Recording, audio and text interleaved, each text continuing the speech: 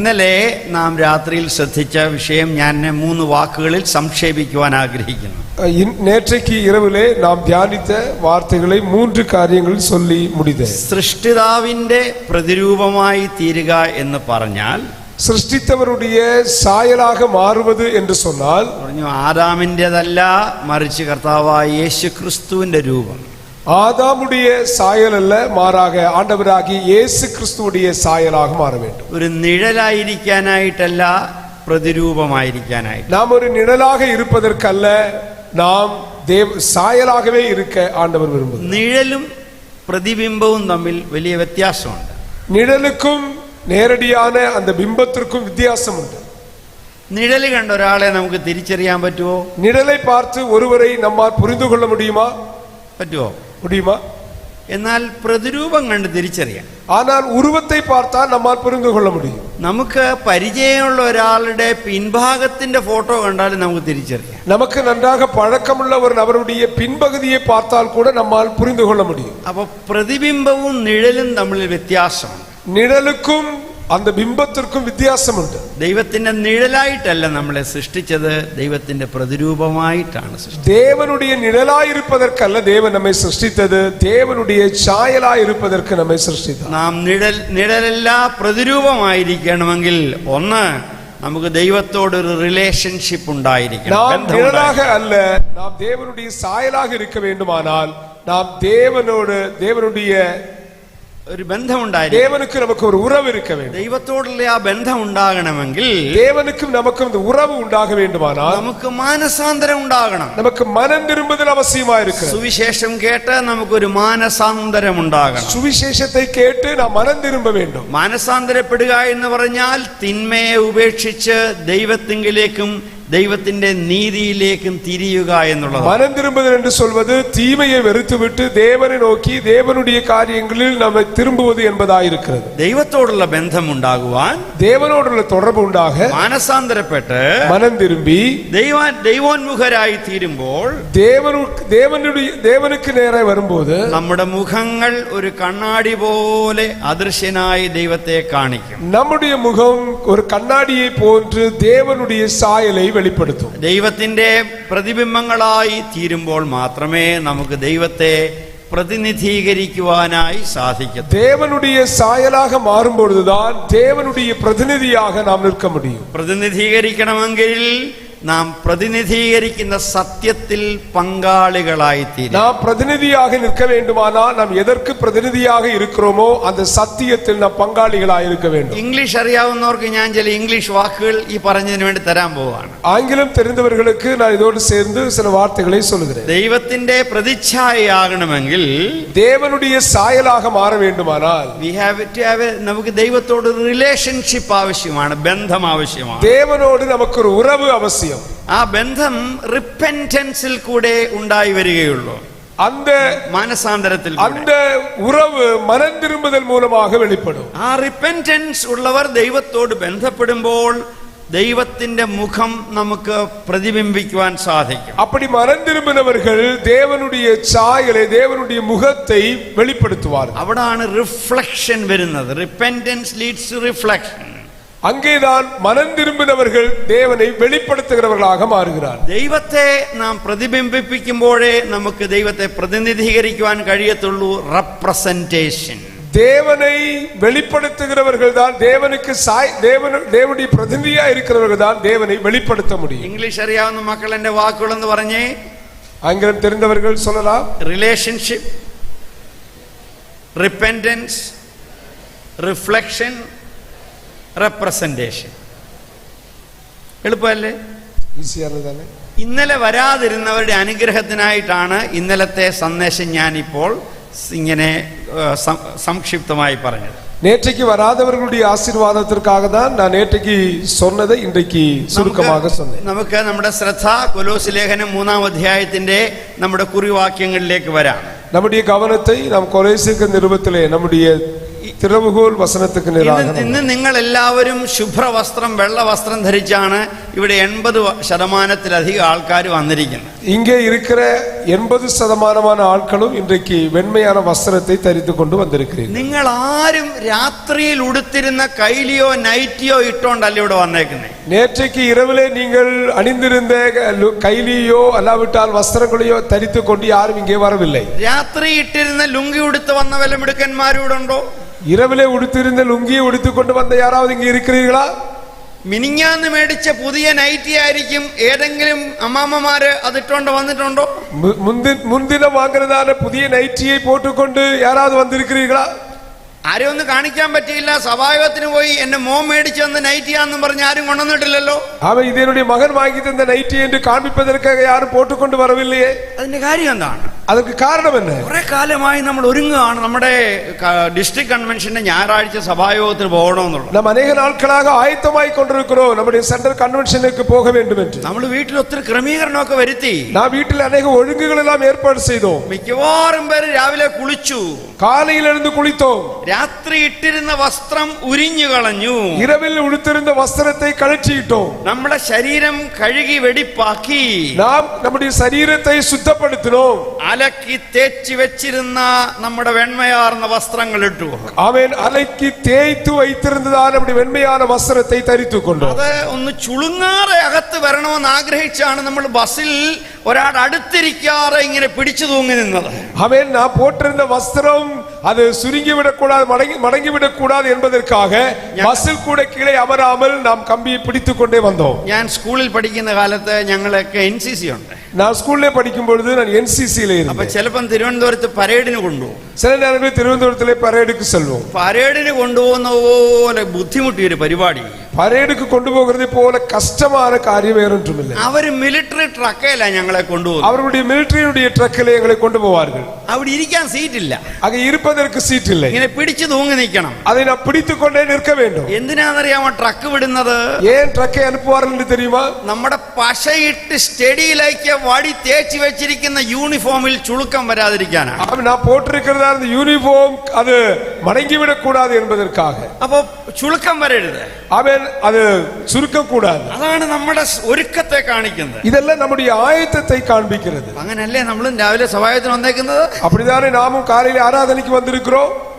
ഈ ഇവിടെ പറഞ്ഞേക്കുന്ന വാക്കുകൾ നോക്കുകയാണെങ്കിൽ ഇതേ രീതിയാ പറഞ്ഞേക്കുന്നത്. ഇങ്ങനെ சொல்லப்பட்டிருக்கிற വാർത്തകളെ ഗവനിത്താൽ ഇതേ മുറയിൽ தான் சொல்லப்பட்டிருக்கிறது. അതിന്റെ 5 മുതലുള്ള വാക്യങ്ങൾ വായിച്ചാൽ കൊലോസ്യർ 3-ാം അധ്യായത്തിന്റെ 5 മുതലുള്ള വാക്യങ്ങൾ വായിക്കുകയാണെങ്കിൽ കൊലോസ്യർ 3-ാം അധികാരം 5-ാമത് വചനം മുതൽ അതിന്റെ 9-ാം വാക്യത്തിൽ ഇങ്ങനെ കാണുന്നു. അതിന്റെ 9-ാം വചനത്തിൽ വായിച്ചാട്ടെ.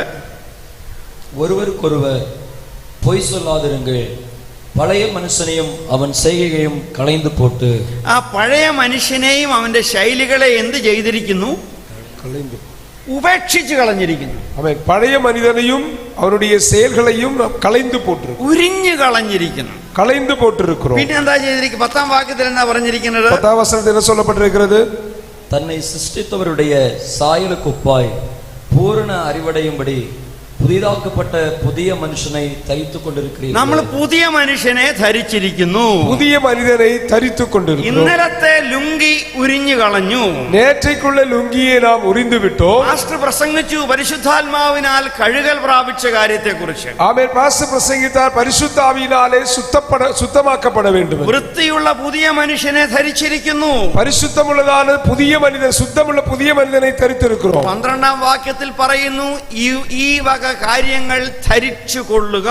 12-ാം വചനത്തിലെ ആകയാൽ നിങ്ങൾ இப்படிப்பட்ட காரியங்களை தரித்துக் கொள்ளுங்கள் என்று சொல்லுகிறார். அப்ப பழையதிനെ ഉരിഞ്ഞു കളയുക, பழையதை உரிந்து போட வேண்டும், കഴുകി വെടിപ്പാകുക, சுத்தப்படுத்த வேண்டும், പുതിയതിനെ ധരിക്കുക, പുതിയதை தரித்துக் கொள்ள வேண்டும். സുവിശേഷം മനുഷ്യനെ ദൈവപ്രതിമയായി തീരുവാൻ നൽകുന്ന അനുഗ്രഹവും നിർദ്ദേശവുമാണ് ഇവിടെ കാണുന്നത്. സുവിശേഷം മനുഷ്യനെ ആശീർവാദമുള്ളവനാகவும் പരിശുദ്ധമുള്ളവനാகவும் നിർത്തുവதற்கான വാർത്തകളെ തരുகிறது. 3-ാം അധ്യായത്തിന്റെ 11-ാം വാക്യം വായിക്കാം. 3-ാം അധികാരം 11-ാമത് വചനത്തെ വാസിക്കാം.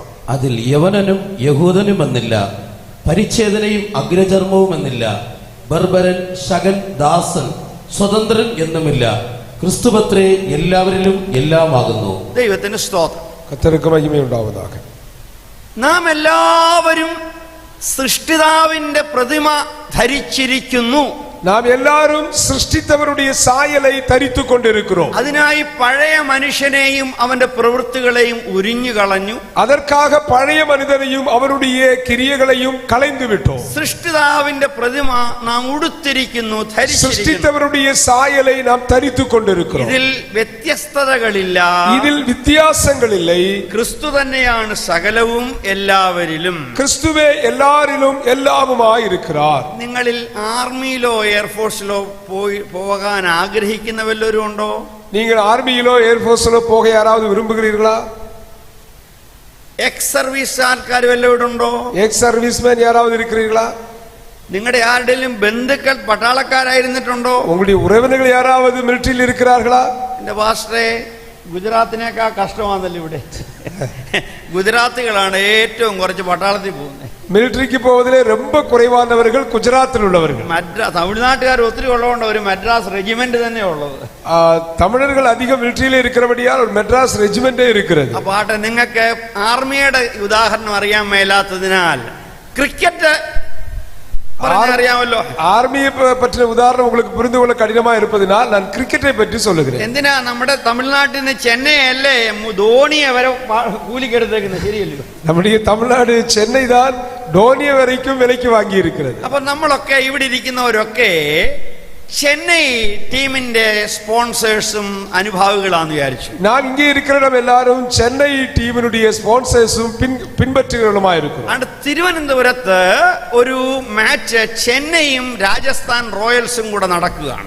திருவனந்தபுரத்திலே சென்னையும் ராஜஸ்தான் ராயல்ஸும் அதாவது போட்டி நடைபெறுகிறது. അപ്പൊ മാർത്താണ്ഡത്തുനിന്ന് ചെന്നൈ ടീമിന്റെ സ്പോൺസേഴ്സും ഉത്സാഹികളും എല്ലാം വണ്ടി പിടിച്ച് അങ്ങ് പോവുക. அப்படி அந்த மேட்ச் பார்ப்பதற்காக சென்னை டீமை உற்சாகப்படுத்துவதற்காக சென்னை ரசிகர்கள், அந்த டீம் ரசிகர்கள் எல்லாரும் மாத்தாண்டத்திலிருந்து பார்க்க போகிறார்கள். നിങ്ങൾ ഏത് വേഷം ധരിച്ചോണ്ടാ പോകുന്നേ? நீங்கள் எந்த மாதிரியான உடை அணிந்து கொண்டு செல்வீர்கள்? നമ്മുടെ DMK മുണ്ടും തോർത്തും നേരിയത് ഇട്ടുകൊണ്ടാണ് പോകുന്നേ? நீங்க DMK கட்சியினுடைய வேஷ்டியையும் அதனுடைய ஷாலையும் போட்டுக்கொண்டு போவீர்களா? നമ്മൾ ചെന്നൈന്റെ ടീഷർട്ട് ഇട്ടുകൊണ്ടാണ് പോകുന്നത്. நாம் சென்னை டீம் என்ன மாதிரி ட்ரெஸ் அணிந்திருக்கிறார்களோ அதே டி-ஷர்ட்டை அணிந்து கொண்டு செல்வோம். ചെന്നൈന്റെ തൊപ്പി ഇട്ടുകൊണ്ടാ പോകുന്നേ. சென்னை வைத்திருக்கிற தொப்பி வைத்துக் கொள்வோம். കാസർഗോഡ് ഒരു പറ്റം ആൾക്കാർ ചെന്നൈനെ cheer ചെയ്യാൻ വന്നിട്ടുണ്ടോ? அப்படி காசர்கோட்ல இருந்து சென்னை உற்சாகப்படுத்த வந்திருக்கிறார்கள்.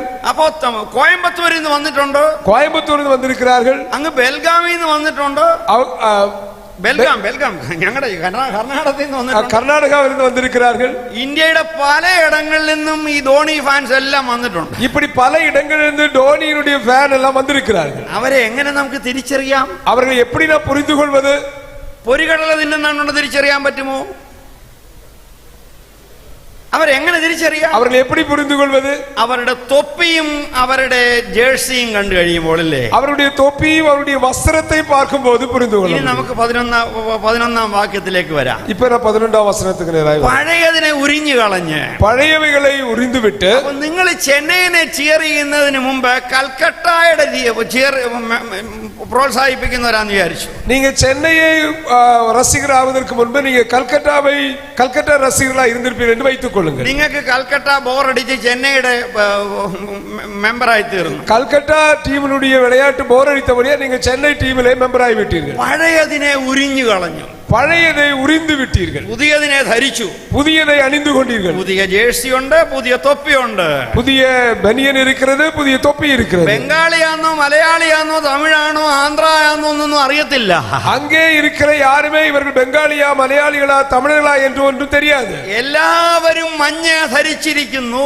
எல்லாரும் மஞ்சள் கலரிலே பனியன் அணிந்திருக்கிறார்கள். അവനിൽ പരിച്ഛേദനെന്നോ പരിച്ഛേദന ഇല്ലാത്തവനെന്നോ ഇല്ല. அங்கே விருத்த சேதனம் உள்ளவன் என்றோ விருத்த சேதனம் இல்லாதவன் என்றோ இல்லை. ദാസനാണോ യജമാനനാണോ എന്നുള്ളതില്ല. அங்கே യജമാനനും വേലക്കാരനും என்றும் இல்லை. നീ ഏത് ഭാഷ പറയുന്നവനെന്ന് വ്യത്യാസമില്ല. நீ எந்த மொழியை பேசுகிறாய் என்பதும் வித்தியாசம் இல்லை. നീ മലയാളം മീഡിയത്തിൽ പഠിക്കുന്നോ ഇംഗ്ലീഷ് മീഡിയത്തിൽ പഠിക്കുന്നോ കോൺവെന്റ് സ്കൂളിൽ പഠിക്കുന്നോ എന്ന് വ്യത്യാസം வித்தியாசமில்லை. நீ மலையாள மீடியம் படிக்கிறாயா ஆங்கிலத்தில் படிக்கிறாயா என்பதொன்றும் அங்கே வித்தியாசம் இல்லை. எல்லாரும் ஒரு வேஷம் தரிச்சிருക്കുന്നു. எல்லாரும் ஒரே மாதிரியான வேஷத்தை தரித்திருக்கிறீர்கள். യേശു ക്രിസ്തുവിൽ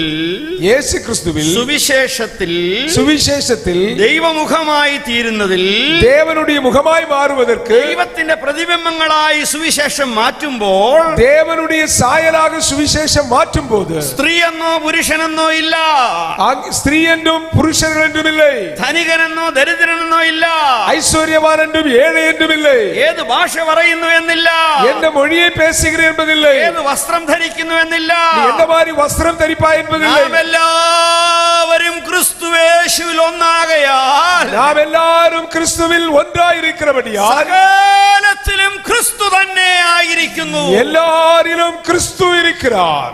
എല്ലാവരും അവനെ ധരിച്ചിരിക്കുന്നു. எல்லாரும் அவரை தரித்துக் கொண்டிருக்கிறோம். എല്ലാറ്റിലും ക്രിസ്തു, எல்லாவற்றிலும் கிறிஸ்து, എല്ലാറ്റിനും മീതെ ക്രിസ്തു, எல்லாவற்றிற்கும் மேலே கிறிஸ்து. എല്ലാവരും യേശു ക്രിസ്തുവിന്റെ ശരീരത്തെ അവയവങ്ങൾ.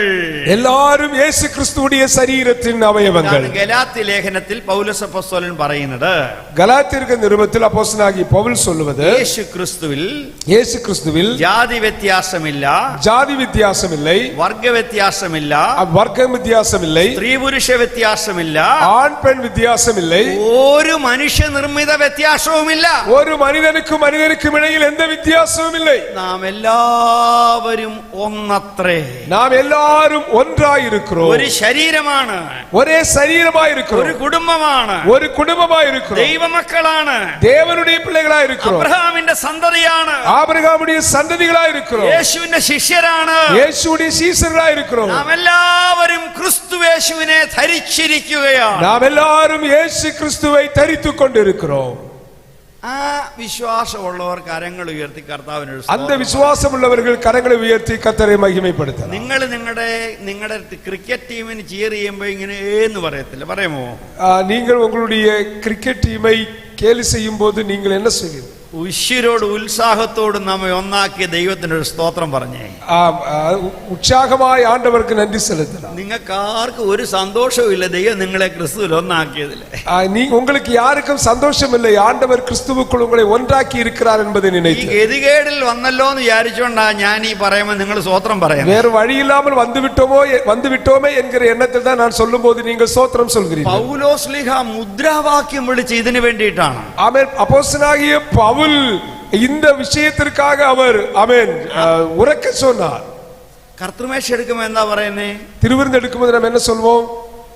അപ്പം ഒന്നാകൊണ്ട് அப்பம் ஒன்றாயிருக்கிறபடியால் പലരായ നാം, அநேகராகிய நாம் ക്രിസ്തുയേശുവിൽ, கிறிஸ்துவுக்குள் ഒരു ശരീരമത്രേ, ஒரே சரீரமாயிருக்கிறோம், ഒന്നാകുന്നു, ஒன்றாயிருக்கிறோம், ഒരു കുടുംബമാകുന്നു, ஒரு குடும்பமாயிருக்கிறோம், ഒരു ജനമാകുന്നു, ஒரே ஜனமாயிருக்கிறோம், ഒരേ അവകാശികളാകുന്നു, ஒரே பங்காளிகளாயிருக்கிறோம், ഒരേ ശരീരമാകുന്നു, ஒரே சரீரமாயிருக்கிறோம், നാം ദൈവത്തിന്റെ വകയാകുന്നു, நாம் தேவனுடைய பிள்ளைகளாயிருக்கிறோம். നാം ഒന്നാകയാൽ നമുക്ക് ദൈവത്തിന് സ്തോത്രം ചെയ്യാം. நாம் ஒன்றாயிருக்கிறபடியால் தேவனை ஸ்தோத்தரிப்போம்.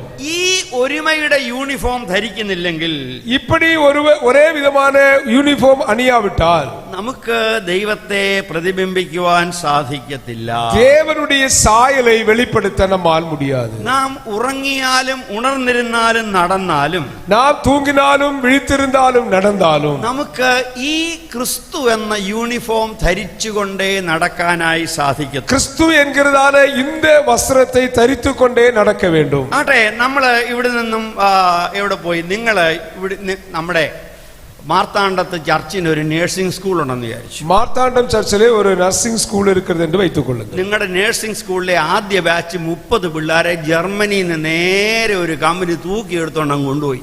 உங்களுடைய முதல் பேட்ச் பிள்ளைகளை 30 பேரை ஜெர்மனியில் இருந்து ஒரு கம்பெனி அப்படியே கொண்டு போய் விட்டது. അപ്പൊ നിങ്ങളുടെ 30 ഗ്രാജുവേറ്റ്സ്, உங்களுடைய 30 கிராஜுவேட், 30 പേര് ഇപ്പൊ ജർമ്മനിയിലാ. இப்ப 30 பேரும் ஜெர்மனியில் இருக்கிறார்கள். ഇവര് കുത്താൻ അറിയാം, இவர்களுக்கு இன்ஜெக்ஷன் போட தெரியும், പ്രഷർ എടുക്കാൻ അറിയാം, பிரஷர் எடுக்க தெரியும், അവർക്ക് ടെമ്പറേച്ചർ എടുക്കാൻ അറിയാം, டெம்பரேச்சர் எடுக்க தெரியும், വെയിൻ എടുത്ത് ബ്ലഡ് എടുക്കാൻ അറിയാം, அவர்களுக்கு வெயின் எடுத்து பிளட் எடுக்க தெரியும், മരുന്ന് കൊടുക്കാൻ അറിയാം. மருந்து கொடுக்க தெரியும். ഈ തമിഴ്നാട്ടിൽ പഠിച്ചുകൊണ്ട് സായിപ്പിന്റെ അടുക്ക ചെന്നാൽ ജോലി പോകും.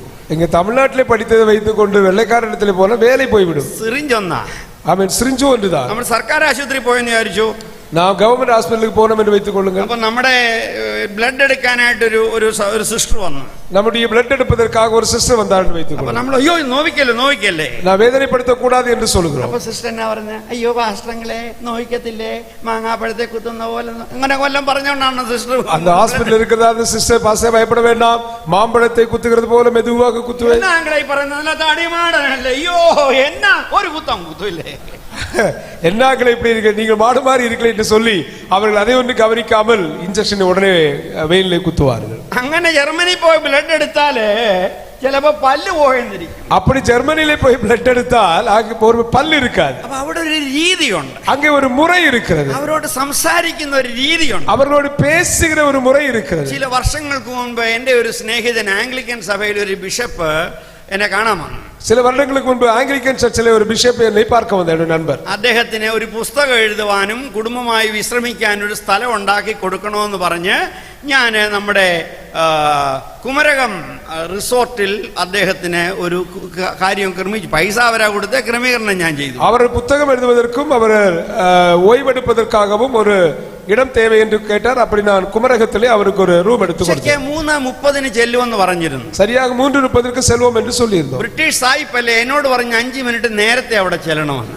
பிரிட்டிஷினுடைய வெள்ளைக்காரராக இருக்கிறபடியால் அவர் 5 நிமிடத்துக்கு முன்பே செல்ல வேண்டும் என்று சொன்னார். മലയാളി കമ്പനിയല്ലേ, അവർ 3:30 വിചാരിച്ചപ്പോ 5:30 വരുവുള്ളൂ എന്ന് വിചാരിച്ചു. அவர்கள் மலையாளி கம்பெனியா இருந்தபடியால் அவர்கள் 3:30 என்று சொன்னபோது 5:30 தான் வருவோம் என்று நினைத்தார்கள். മുറി തയ്യാറായിട്ടില്ല, அந்த அறைகள் சரியாகவில்லை, അവർക്ക് ചില ആചാര മര്യാദകളൊന്നും തയ്യാറായിട്ടില്ല, அவர்கள் செய்ய வேண்டிய ஒழுங்குகள் எதுவுமே அவர்கள் செய்யவில்லை. അപ്പൊ ഞങ്ങളോട് പറഞ്ഞു അവിടെ ഒന്ന് നിക്കണേ എന്ന് പറഞ്ഞു. நாங்கள் போன போது கொஞ்சம் வெயிட் பண்ணுங்கள், கொஞ்சம் காத்திருங்கள் என்று சொன்னார்கள். അപ്പൊ ഞാൻ പറഞ്ഞു, അയ്യോ നേരത്തെ ബുക്ക് ചെയ്ത് കാശൊക്കെ തന്ന പരിപാടിയല്ലേ, എന്തിനാ നിക്കുന്നേ? ഇല്ല സാറ് ദയവായിട്ടൊന്ന് ഇരിക്കണേ എന്ന് പറഞ്ഞു. அவர்கள் நான் நேரமே காசு கொடுத்து எல்லாம் புக் பண்ணி இருக்கிறோமே, அப்புறம் ஏன் என்று கேட்டபோது அவர்கள் சொன்னார், இல்லை கொஞ்சம் பொறுத்துக் கொள்ளுங்கள் என்று ഇച്ചിരി சொன்னார். കഴിഞ്ഞപ്പം ബിഷപ്പുമായിക്ക് അങ്ങ് അരിശം കയറി.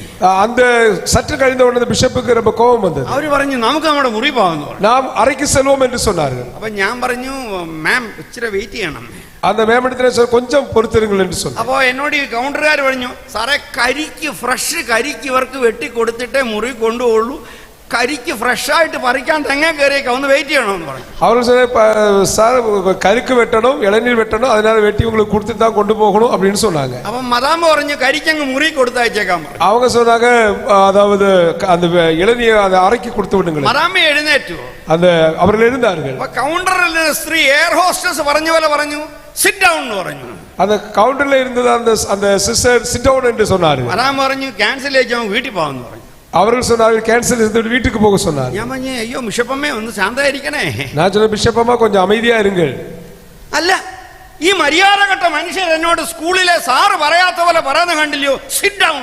ഞാൻ എന്നെ പ്രൈമറി സ്കൂളിലെ കൊച്ചാണോ എന്ന് ചോദിച്ചു. அவர்கள் என்னை பார்த்து இந்த ஸ்கூல்ல பிரைமரி ஸ்கூல்ல சொல்லுகிறது போல என்னை பார்த்து சொன்னார்கள் மரியாதை இல்லாமல். എന്റെ മോളെ ലിപ്സ്റ്റിക്കും ഇട്ട് ഇംഗ്ലീഷ് പറഞ്ഞോണ്ടിരുന്ന സായിപ്പ് നിന്റെ കടയിൽ കയറുകയല്ല, സായിപ്പിനോട് സംസാരിക്കേണ്ട ഒരു രീതിയുണ്ട്.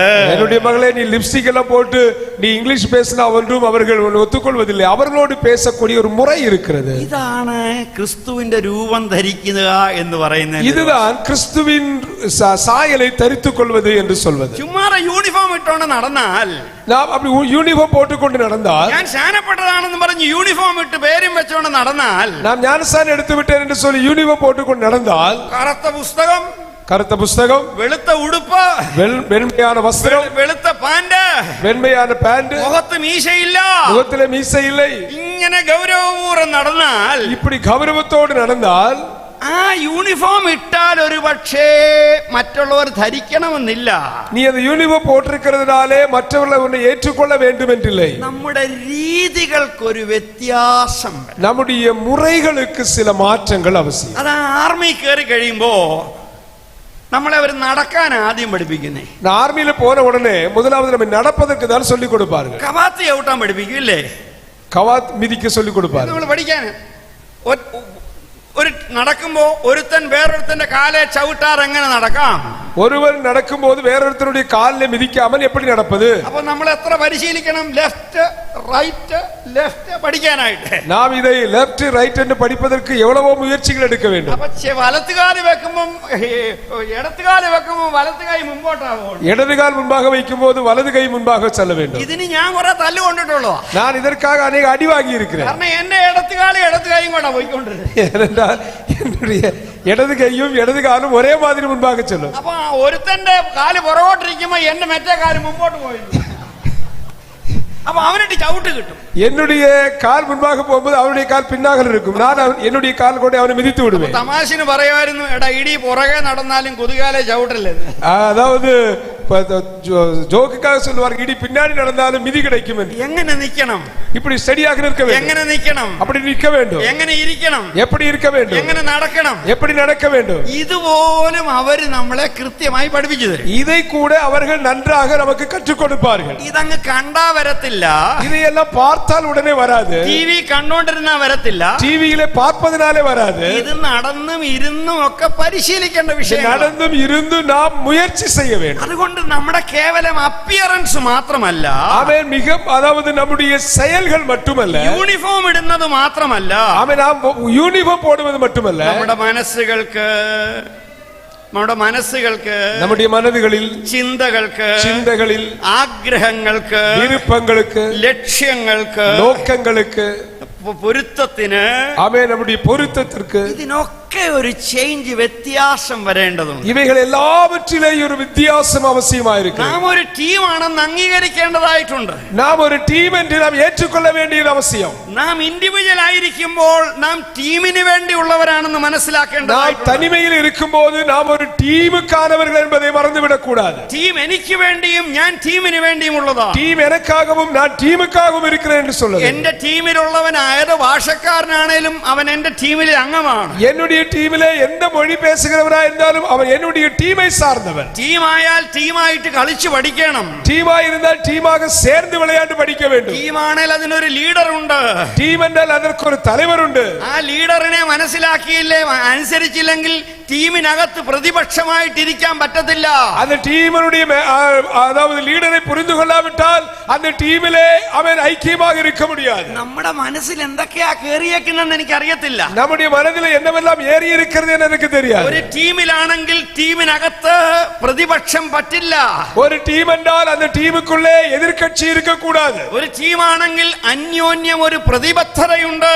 ஒரு டீமா என்றால் ஒருவருக்கொருவர் ஒரு ஐக்கியம் இருக்க ഒരു வேண்டும். നേതാവുണ്ട്, ஒரு தலைவர் உண்டு, ആറ്റിറ്റ്യൂഡ് ഉണ്ട്, മൂല്യങ്ങളുണ്ട്, രീതികളുണ്ട്, ஆமென், அதற்கு விலை கொடுக்க வேண்டும், நாம் செயல்பட வேண்டும், ലക്ഷ്യമുണ്ട്, நோக்கமுண்டு, നമുക്ക് പൊരുത്തങ്ങളുണ്ട്, நமக்கு ஆமென் பொருத்தம் ஐக்கியம் உண்டு, അന്യോന്യമുള്ള വിധേയത്വമുണ്ട്, സ്വീകരണമുണ്ട്, ஒருவருக்கொருவர் தாழ்மையுண்டு, அங்கீகரிக்க வேண்டும், എല്ലാറ്റിനും ഒരു നിയന്ത്രണ രീതിയുണ്ട്. எல்லாவற்றையும் நியந்திரிக்கக்கூடிய ஒரு முறை இருக்கிறது. ആ രീതിയിൽ വരാൻ പരിശീലനം ആവശ്യമാണ്. அந்த முறையில் வருவதற்கு நமக்கு பயிற்சி அவசியம். വാത്സല്യ സഹോദരി സഹോദരന്മാരെ, அன்புக்குரிய சகோதர சகோதரிகளே, ദൈവത്തിന്റെ പ്രതിമ ധരിച്ചിരിക്കൊണ്ട് ஆண்டவருடைய சாயலை தரித்திருப்பதினால் ദൈവസന്നിധിയിൽ നിന്ന് தேவனுடைய சந்நிதியில் நின்று ദൈവത്തെ പ്രതിബിംബിപ്പിച്ച് தேவனை வெளிப்படுத்தி ദൈവത്തെ പ്രതിനിധീകരിച്ച് தேவனுக்கு பிரதிநிதியாக நின்று ദൈവത്തെ പ്രസാദിപ്പിക്കുന്ന മനുഷ്യത്വം ഉണ്ടായി വരുവാൻ தேவனை பிரியப்படுத்துகிற மனுஷீகம் வெளிப்பட வேண்டும். നമുക്ക് പുതുക്കവും പരിശീലനവും ആവശ്യമാണ്. நமக்கு புதுமையும் ஆமென், நமக்கு பயிற்சியும் அவசியமா இருக்கிறது. ഈ വർഷത്തെ കൺവെൻഷൻ இந்த வருஷத்தினுடைய கன்வென்ஷனில் ഈ പുതുമയ്ക്കായി നമ്മെ വിശപ്പും ദാഹവും ഉള്ളവരാക്കി മാറ്റട്ടെ. இந்த புதுமைக்கான பசியும் தாகமும் உள்ளவர்களாய் நம்மை மாற்றுவதா. അവിടെ നമുക്കുണ്ടായി വരേണ്ട ആദ്യത്തെ മനോഭാവ വ്യത്യാസം ഇതാണ്. நமக்கு முதலாவது உண்டாக வேண்டிய மனநிலை இதுவாக தான் இருக்கிறது. 3:11 വാക്യം, 3ஆம் அதிகாரம் 11வது வசனம். ഈ ടീമിനകത്ത്, இந்த டீமுக்குள்ளே, ഈ പുതു സൃഷ്ടിക്കകത്ത്, இந்த புதிய சிருஷ்டிக்குள்ளே, ഈ പുതിയ മനുഷ്യനകത്ത്, இந்த புதிய மனிதனுக்குள்ளே, ഈ യൂണിഫോം ഇട്ടിരിക്കുന്നവരുടെ ഇടയിൽ இந்த யூனிஃபார்ம் அணிந்திருக்கிற மறைந்திருந்தே സംസ്കാര ജാതി വ്യത്യാസം പാടില്ല. ആമേൻ. ഇങ്ങേ ജാതിയോ അല്ലാവിട്ടാൽ കലാചാര വ്യത്യാസങ്ങൾ ഇരിക്കക്കൂടാതെ. അവിടെ സാംസ്കാരിക വ്യത്യാസങ്ങൾ പാടില്ല. ഇങ്ങേ ആമേൻ അവരുടെ നடைமுறை പഴക്ക വഴക്കങ്ങളുടെ വ്യത്യാസങ്ങൾ ഇരിക്കക്കൂടാതെ. അവിടെ വടക്കനെന്നോ കിഴക്കനെന്നോ തെക്കനെന്നോ വ്യത്യാസം വരുത്താൻ പാടില്ല. ഇങ്ങേ വടക്കനെന്നോ കിഴക്കനെന്നോ തെൻപകുതിയുള്ളവൻ എന്ന വ്യത്യാസം ഇരിക്കക്കൂടാതെ. അവിടെ ധനികനെന്നോ ദരിദ്രനെന്നോ വ്യത്യാസം വരുവാൻ സാധ്യമല്ല. ഇങ്ങേ ഐശ്വര്യവാനെന്നോ ഏഴയെന്നോ വ്യത്യാസം ഇരിക്കക്കൂടാതെ. ഗലാത്യർ 3 ചേർത്ത് വായിച്ചാൽ, ഗലാത്യർ 3യും ചേർത്ത് பார்த்தால் സ്ത്രീയെന്നോ പുരുഷനെന്നോ എന്ന വ്യത്യാസം പാടില്ല. ആണെന്നോ പെണ്ണെന്നോ വ്യത്യാസമില്ല. ക്രിസ്തു തന്നെയാണ് സകലതും. ക്രിസ്തു എല്ലാവற்றிலும் எல்லாரிலும் இருக்கிறார். എല്ലാറ്റിനും മീതെ ക്രിസ്തു, എല്ലാവற்றிற்கும் மேலே கிறிஸ்து, എല്ലാവരുടെയും ഉള്ളിൽ ക്രിസ്തു, എല്ലാവർക്കും உள்ளேயும் கிறிஸ்து, എല്ലാവരും ക്രിസ്തുവിൽ, എല്ലാവരും ക്രിസ്തുവിൽ. ക്രിസ്തുയേശു എന്ന പുതിയ മനുഷ്യനെ ധരിച്ചിരിക്കുന്നവർക്ക്, ക്രിസ്തു യേശു എന്ന പുതിയ മനുഷ്യനെ ധരിച്ചിരിക്കുന്നവർക്ക് ഏകവും സ്ഥായിയും നിത്യവുമായ ഒരൊറ്റ ഐഡന്റിറ്റിയേ ഉള്ളൂ. ആമേൻ. എല്ലാവർക്കും ഒരേ മാതിരിயான ഒരേ മുഖവരി ഒരേ അടയാളം தான் இருக்கிறது. നാം ക്രിസ്തുവിൽ, നാം എല്ലാവരും ക്രിസ്തുവിൽ. ക്രിസ്തു എന്നിൽ നമ്മിൽ, ക്രിസ്തു എന്നിൽ നമ്മിൽ.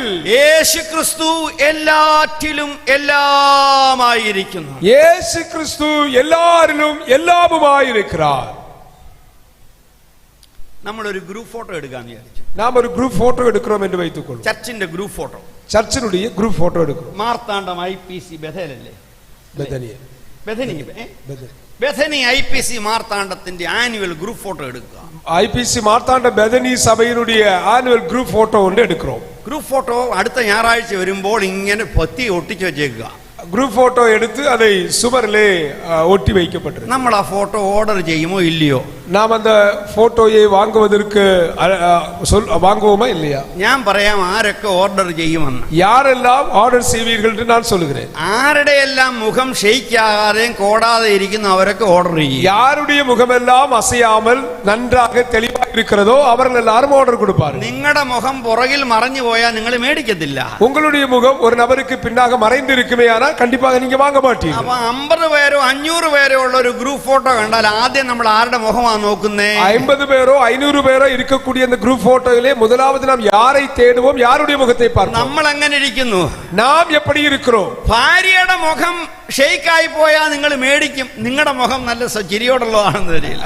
அதாவது மனைவியுடைய முகம் சரியா இல்லாவிட்டாலும் உங்களுடைய முகம் நன்றாயிருந்தால் நீங்கள் வாங்குவீர்கள். ഇതാണ് നമ്മുടെ ഇടയിലുള്ള ചില ഈ ഒളിഞ്ഞു കിടക്കുന്ന സ്വാർത്ഥത എന്ന് പറയുന്നത്. இதுதான் நமக்குள்ளே மறைந்து இருக்கிறதான அதாவது சுபாவங்கள், നമ്മുടെ സ്വാർത്ഥത, സെൽഫിഷ്നെസ്. ஆமே, நம்முடைய சுயம். വാത്സല്യമുള്ളവരെ, அன்புக்குரியவர்களே, ആ ഗ്രൂപ്പ് ഫോട്ടോ എടുത്തിട്ട് அந்த ഗ്രൂപ്പ് ഫോട്ടോ എടുത്ത് നമുക്ക് കർത്താവിനെ ഒന്ന് കാണാനൊന്ന് ഭാവനയിൽ സാധിക്കുമോ? நம்முடைய கற்பனையில் இயேசுவை அதில் தேடி பார்க்க முடியுமா? എല്ലാറ്റിലും ക്രിസ്തുവും എല്ലാവരിലും ക്രിസ്തുവും എല്ലാവരും ക്രിസ്തുവിലും എന്ന ഒരു മനോഭാവം ഒരു സഭയെ കുറിച്ച് ഉണ്ടാക്കിയെടുക്കുവാൻ സാധിച്ചാൽ നാം പുതിയ മനുഷ്യനെ ധരിച്ചിരിക്കുകയാണ്. എല്ലാവരിലും ക്രിസ്തു എല്ലാവற்றிலும் ക്രിസ്തു എன்கிற அந்த மனநிலையை நம்மில் உருவாக்கி எடுப்போமேயானால் ஒரு சபையை முழுவதுமாக நாம் ஏற்றுக்கொள்ள முடியும். அப்ப നാം ആരാണ്?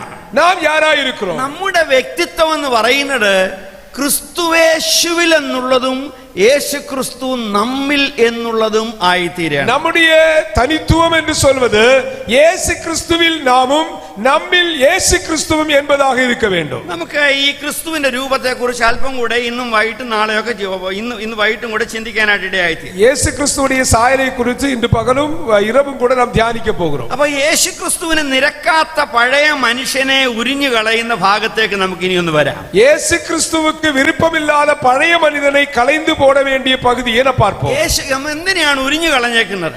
எதை நாம் களைந்து போட்டிருக்கிறோம்? ഏതിനെയാണ് നമ്മൾ ധരിച്ചിരിക്കുന്നത്? எதை நாம் தரித்துக் கொண்டிருக்கிறோம்? ഉരിഞ്ഞു കളഞ്ഞതിനെ നമുക്കൊന്ന് ചിന്തിക്കാം. நாம் களைந்து போட்டதை ஒன்று பார்ப்போம். അതിന്റെ 5 മുതൽ 8 വരെയുള്ള വാക്യങ്ങൾ നമുക്ക് വായിക്കാം. அதனுடைய 5 முதல் 8 വരെയുള്ള വചനങ്ങളെ വായിക്കാം. ആകയാൽ ദുർനടപ്പ്, അശുദ്ധി, അതിരാഗം, ദുർമോഹം, വിഗ്രഹാരാധനയായ അത്യാഗ്രഹം, ഇങ്ങനെ ഭൂമിയിലുള്ള നിങ്ങളുടെ അവയവങ്ങളെ മരിപ്പിപ്പിൻ. ഈ വക നിമിത്തം ദൈവകോപം അനുസരണം കെട്ടവരുടെ മേൽ വരുന്നു. അവയിൽ ജീവിച്ചിരുന്ന കാലം നിങ്ങളും മുമ്പേ അവയിൽ നടന്നു പോന്നു. ഇപ്പോഴോ നിങ്ങളും കോപം, ക്രോധം, ഈർഷ്യ, വായിൽ നിന്ന് വരുന്ന ദൂഷണം, ദുർഭാഷണം ഇവയൊക്കെയും വിട്ടുകളവിൻ. അന്യോന്യം ഫോസ്ക് പറയരുത്. നിങ്ങൾ പഴയ മനുഷ്യനെ അവന്റെ പ്രവൃത്തികളോടുകൂടെ ഉരിഞ്ഞു കളഞ്ഞു. മതി മതി. പഴയ മനുഷ്യന്റെ പ്രവൃത്തികൾ എന്തൊക്കെയാണ്? പഴയ മനുഷ്യനുடைய കിരികൾ என்ன? പഴയ മനുഷ്യന്റെ യൂണിഫോം എന്ന് പറയുന്നത് അവന്റെ ജീവിത ശൈലിയാണ്. பழைய மனிதனுடைய யூனிஃபார்ம் என்று சொல்வது அவனுடைய வாழ்க்கை முறை, അവന്റെ ആഗ്രഹങ്ങൾ, அவனுடைய விருப்பங்கள், അവന്റെ ലക്ഷ്യങ്ങൾ, அவனுடைய நோக்கங்கள், അവന്റെ പ്രതികരണങ്ങൾ, அவனுடைய செயல்பாடுகள். ലക്ഷ്യം. മനുഷ്യർക്കൊക്കെ ഒരു ലക്ഷ്യമുണ്ട്. மனிதர்களுக்கெல்லாம் ஒரு நோக்கம் இருக்கு. മനുഷ്യർക്കൊക്കെ ആഗ്രഹമുണ്ട്. மனிதர்களுக்கெல்லாம் விருப்பங்கள் இருக்கு. ഈ ആഗ്രഹവും ലക്ഷ്യവും സാധിച്ചെടുക്കുവാൻ നാം അവലംബിക്കുന്ന ചില രീതികളുണ്ട്, ചില മാർഗങ്ങൾ. இந்த விருப்பத்தையும் ஆசைகளையும் அவன் நடைமுறைப்படுத்துவதற்கு சில முறைகள் இருக்கிறது.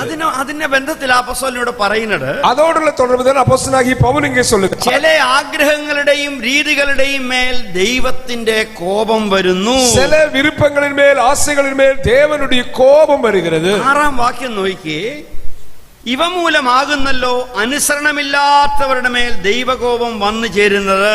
ഇവകൾ മൂലமாக தேவனுடைய கோபாக்கிரை அவர்கள் மேல் வருகிறது. ഇങ്ങനെ നാമും ഒരു കാലത്ത് ജീവിച്ചിരുന്നു. இப்படி நாமும் ஒரு காலத்தில் வாழ்ந்து கொண்டிருந்தோம். രക്ഷിക്കപ്പെടുന്നതിന് മുൻപ്, രക്ഷിക്കപ്പെടുவதற்கு മുൻപ്, ക്രിസ്തുവിനെ വിശ്വസിക്കുന്നതിന് മുൻപ്, ക്രിസ്തുവെ വിശ്വസിப்பதற்கு മുൻപ്, ദൈവത്തെ അനുസരിക്കാതെ, ദേവനുക്ക് കീഴ്പടിയാமல், ദൈവകോപത്തിന് വിധേയരായി നാം ജീവിച്ചിരുന്നു. ദേവകോപത്തിற்கு അവൻ ആളാകര வாழ்ந்து കൊണ്ടിരുന്നു. ആ ദൈവകോപത്തിന് വിധേയമാകുന്ന ജീവിത രീതി എന്താണ്? ദേവകോപത്തിനുള്ളാന வாழ்க்கை മുറകൾ என்ன? ഒന്നാമത് അവരുടെ ആഗ്രഹങ്ങൾ എന്ന് പറയുന്നത് മനോഹരത വിട്ടിട്ട് വികൃതമായി പോയി. அவர்களுடைய விருப்பம் என்று சொல்வது அழகானதை விட்டுவிட்டு அசிங்கமானதை தெரிந்து கொண்டார்கள். നല്ല സുന്ദരനായ ഒരു ചെറുപ്പക്കാരൻ, நல்ல அழகான ஒரு வாலிபன், തമിഴ് സിനിമ കണ്ടാൽ അവനെ തൂക്കി എടുത്തോണ്ട് പോകും. தமிழ் சினிமா டைரக்டர்கள் கண்டால் அவனை தூக்கி கொண்டு போவார்கள். അത്ര മിടുക്കൻ, அவ்வளவு திறமைசாலி. അവൻ ആണ്ട കന്യാകുമാരിയിൽ നിന്നും ഒരു റോയൽ എൻഫീൽഡിൽ ചെന്നൈയിൽ ജോലിക്ക് പോവുകയാണ്. அவன் கன்னியாகுமரியில் இருந்து ஒரு ராயல் என்ஃபீல்டிலே சென்னைக்கு வேலைக்கு செல்கிறான். അവൻ പോകുന്ന വഴിക്ക് അവന് മഹാബലിപുരത്തൊന്ന് ഇറങ്ങണമെന്ന് തോന്നി. அவன் போகிற வழியிலே அவனுக்கு மகாபலிபுரத்தில் இறங்க வேண்டும் என்று தோன்றினது. അവൻ അവിടെ അങ്ങനെ ആ കടൽ തീരത്തിരുന്ന് നല്ല കാറ്റ് കൊണ്ട് ഞാന് ചെന്നൈയിൽ ചെന്ന് ആരാകും എന്നൊക്കെ ഭാവന ചെയ്തുകൊണ്ടിരിക്കുമ്പോ അവൻ அந்த மகாபலிபுரம் கடற்கரையில் இருந்து நல்ல கடல் காற்றை வாங்கிக்கொண்டு சென்னையிலே போய் நான் யாராக போகிறேன் என்று அவர் கற்பனை நினைத்துக் கொண்டிருக்கும்போது എന്തോ തെര വന്ന് കാലിടറിപ്പോയി കൊച്ചനെ കാണാതായി. ஒரு பெரிய அலை வந்தது, அவனை அலை தூக்கி கொண்டு போறது அவனை காணவில்லை. 3-ാം പൊക്കം, 3வது நாள் അവനെ കണ്ടുകിട്ടി. அவனை பார்த்தார்கள். അവനെ ഇപ്പൊ സിനിമാക്കാർ പിടിച്ചോണ്ട് പോകുമോ? இப்ப அவனை சினிமாக்காரர்கள் கொண்டு போவார்களா? അഴകാർന്ന ശരീരം, அவ்வளவு அழகானவன், ആരോഗ്യം, நல்ல ஆரோக்கியம் இருக்கு, സൗന്ദര്യം, நல்ல அழகு இருக்கு, സാമർത്ഥ്യം, நல்ல திறமை இருக்கு, ഉയിര്, ஆமென், ഉശിര് എല്ലാം ഉള്ളവൻ, நல்ல திறமைசாலியா இருக்கு, മിടുക്കൻ, நல்ல திறமைசாலி. അവന്റെ മൃതശരീരമോ, அவனுடைய மாமிசமோ, அவனுடைய உயிரற்ற சடலம் മികവുള്ളതും യോഗ്യമായതും ആകർഷകമായതും മനുഷ്യനെടുത്ത് പിഴപ്പിക്കാനായിട്ട് സാധിക്കും. അവൻ இந்த അഴകാനതും വിരുമ്പുകളതുമായ കാര്യങ്ങളെ എടുത്ത് മനുഷ്യൻ തവറാக பயன்படுத்துகிறான். മനസ്സിലായല്ലോ? മനോഹരമായിരുന്ന ഒരു മനുഷ്യ ശരീരം, அழகாயிருந்ததான ஒரு மனிதனுடைய உடல், വലിയ സാധ്യതകൾ ഉണ്ടായിരുന്ന ഒരു ചെറുപ്പക്കാരൻ, நல்ல எதிர்பார்ப்புகள் இருந்ததான ஒரு வாலிபன் തിരമാല എടുത്തു കഴിഞ്ഞപ്പോൾ വികൃതമാക്കപ്പെട്ടു. அந்த திரை அந்த அலை எடுத்த போது அது அசிங்கமாக மாறியது, വിരൂപമാക്കപ്പെട്ടു, அது பயங்கரமாக மாறினது. ഇവിടെ 5-ാം വാക്യത്തിൽ പറയുന്നത്, இங்கே 5வது வசனத்தில் சொல்லுவது എന്താണെന്നറിയാമോ? என்ன சொல்லப்பட்டிருக்கிறது? ദൈവം നമുക്ക് നൽകിയിരിക്കുന്ന അഴകുള്ള അനുഭവങ്ങളും ആഗ്രഹങ്ങളും വികൃതമാക്കപ്പെട്ടിരിക്കുന്ന രീതിയാണ്. தேவன் நமக்கு தந்திருக்கிற அழகான மேன்மையான காரியங்களை அசிங்கமாக மாற்றி இருக்கிறது. ദൈവം നമുക്ക് നൽകിയിരിക്കുന്ന അനുഗ്രഹങ്ങൾ, தேவன் நமக்கு தந்திருக்கிற ஆசீர்வாதங்கள், അത് നമ്മുടെ മനുഷ്യത്വം, நம்முடைய மனுஷீகம், നമ്മുടെ ഭാവന, நம்முடைய கற்பனைகள், നമ്മുടെ ആഗ്രഹങ്ങൾ, நம்முடைய விருப்பங்கள், ഇതൊക്കെ നന്മയ്ക്കായി ഉപയോഗിക്കാവുന്ന മനോഹരതയുള്ള ദൈവം പ്രസാദിക്കുന്ന രീതിയിൽ നമുക്ക് ഉപയോഗിക്കുവാൻ സാധിക്കും. இவைகளை எல்லாம் நன்மைக்காக தேவநாம மகிமைக்காக பயன்படுத்த வேண்டியவைகள். എന്നാൽ ഇതിനെ വികൃതമാക്കാൻ സാധിക്കും. ஆனால் இதை அசிங்கமாக்க முடியும். അന്യായമായ രീതിയിൽ, അന്യായമായി, தவறான முறையில், അവിഹിതമായി, திருமண வாழ்க்கைக்கு எதிராக, അയോഗ്യമായി, அயோக்கியமானதை, അക്രമിയായി, அக்கிரமம் செய்கிறதாக, പിടിച്ചു പറിച്ച്, ஏமாற்றி எடுக்கிறதை, ഉപദ്രവിച്ച്, உபத்திரவம் செய்து, അവഹേളിച്ച്, அவன் திருடி எடுத்து, ഈ നന്മയായതിനെയൊക്കെ നമുക്ക് ക്രൂരവും തിന്മയുമായി കാണിക്കാനായിട്ട് സാധിക്കും. இந்த நன்மையானவைகள் எல்லாவற்றையும் மோசமானதாக காண்பிக்க முடியும். ഞാൻ വളർന്നു വന്ന സമയത്ത് நான் வளர்ந்து வந்த வேளையில் വീട്ടിലൊരു നിയമം ഉണ്ടായിരുന്നു. வீட்டிலே ஒரு சட்டம் இருந்தது. സൂര്യൻ അസ്തമിക്കുന്നതിന് മുമ്പ് വീട്ടിൽ വരണം.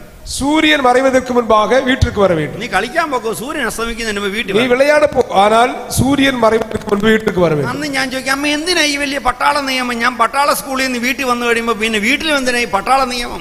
எதற்கமா இந்த மிலிட்டரி ஸ்கூல்ல இருக்கிற மாதிரி பண்ணுகிறீங்க? மிலிட்டரி ஸ்கூல்ல இருந்து வீட்டுக்கு வந்தாலும் அதை தொடர வேண்டி இருக்கிறதே என்று சொன்னேன். അപ്പൊ അമ്മ പറയും, அம்மா சொல்வார்கள், മോനെ വീട്ടിലെ മൂത്ത മക്കളുടെ ഉത്തരവാദിത്വമാണ്. അപ്പൊ ഞങ്ങളുടെ വീട്ടിൽ അന്ന് ഇലക്ട്രിസിറ്റി ഇല്ലേ, വിളക്ക് കത്തിക്കുക, പ്രാർത്ഥനയ്ക്ക് പായിടുക, അനിയത്തി പിള്ളേരെയും അനിയന്മാരെയും ഒക്കെ കുളിപ്പിച്ച് റെഡിയാക്കി സൂര്യൻ അസ്തമിക്കുന്നതിന് മുമ്പേ വിളക്ക് കത്തിച്ച് പ്രാർത്ഥനയ്ക്ക് പായിട്ടിരിക്കുക എന്ന് പറയുന്നത് മൂത്ത മക്കളുടെ ഉത്തരവാദിത്വമാണ്. നീ വീട്ടിലെ മൂത്തോനാ, നിന്റെ ഉത്തരവാദിത്വം. இது மூத்த பிள்ளைகளுடைய பொறுப்பு என்னவென்றால் சூரியன் மறைவதற்கு முன்பாக இளையவர்களை சுத்தப்படுத்தி ஜெபிப்பதற்கு பாயெல்லாம் போட்டு ஒழுங்குபடுத்த வேண்டும். இது மூத்தவனுடைய வேலை. എനിക്ക് മൂത്തൊരു പെങ്ങളുണ്ട്.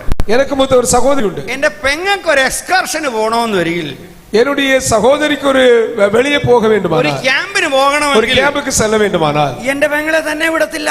என்னுடைய சகோதரியை தனிமையாக அனுப்ப மாட்டார்கள். ഒന്നി അച്ചായൻ കൊണ്ടുവിടും, ஒண்ணிலே என்னுடைய அப்பா கொண்டு போவார், അല്ലെ അനിയനായ എന്നെ വിടും. அல்லாவிட்டால் சகோதரனாகிய என்னை அனுப்புவார்கள். എന്റെ പെങ്ങൾ എന്നേക്കാ വലുതാ, என்னுடைய சகோதரி என்னை விட பெரியவர்கள். എന്നാൽ ഒരു ബോഡി ഗാർഡായിട്ട് ഞങ്ങളെ വിടും. நான் ஒரு போடி கார்டாக அவர்களோடு செல்வேன். അതിന്റെ കാര്യം എന്താ? அதற்கு காரணம் என்ன? എനിക്ക് അന്ന് അറിയത്തില്ലായിരുന്നു. எனக்கு அன்றைக்கு தெரியாது. എനിക്ക് എന്തുകൊണ്ട് 6 മണി വരെ, പെങ്ങൾക്ക് 6 മണി വരെയുള്ള ആ കർഫ്യൂ ഇല്ലായിരുന്നു? നേരത്തെ വീട്ടിൽ വരണം.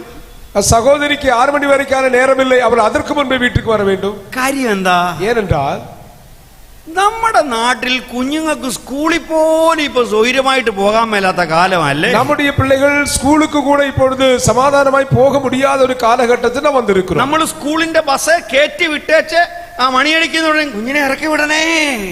நாம் ஸ்கூல் பஸ்ல ஏற்றி விட்டுட்டு மணி அடித்த உடனே சொல்லுவோம் இறக்கி விட வேண்டும் என்று. സ്കൂൾ ബസ് വരുമ്പോഴത്തേക്ക് വല്യപ്പനോ ആരേലും അവിടെ പോയി നിൽക്കുക കൊച്ചിനെ പിടിച്ചോണ്ട് വരാനായിട്ട്.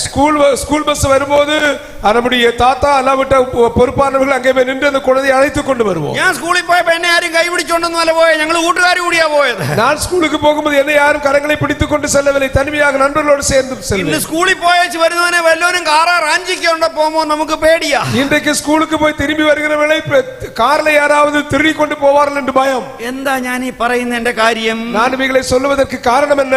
മനോഹരമായതിനെ മനോഹരമായി മാത്രം അനുഭവിക്കുവാൻ മനുഷ്യനെ കഴിവില്ലാതാക്കി മനോഹരമായതിനെ വികൃതമാക്കുന്ന ഒരു സമൂഹത്തിലാണ് നാം എത്തിച്ചേർന്നിരിക്കുന്നത്. அழகானதை அழகானதாகவே அனுபவிக்க மனிதனால் கூடாமல் போயிற்று.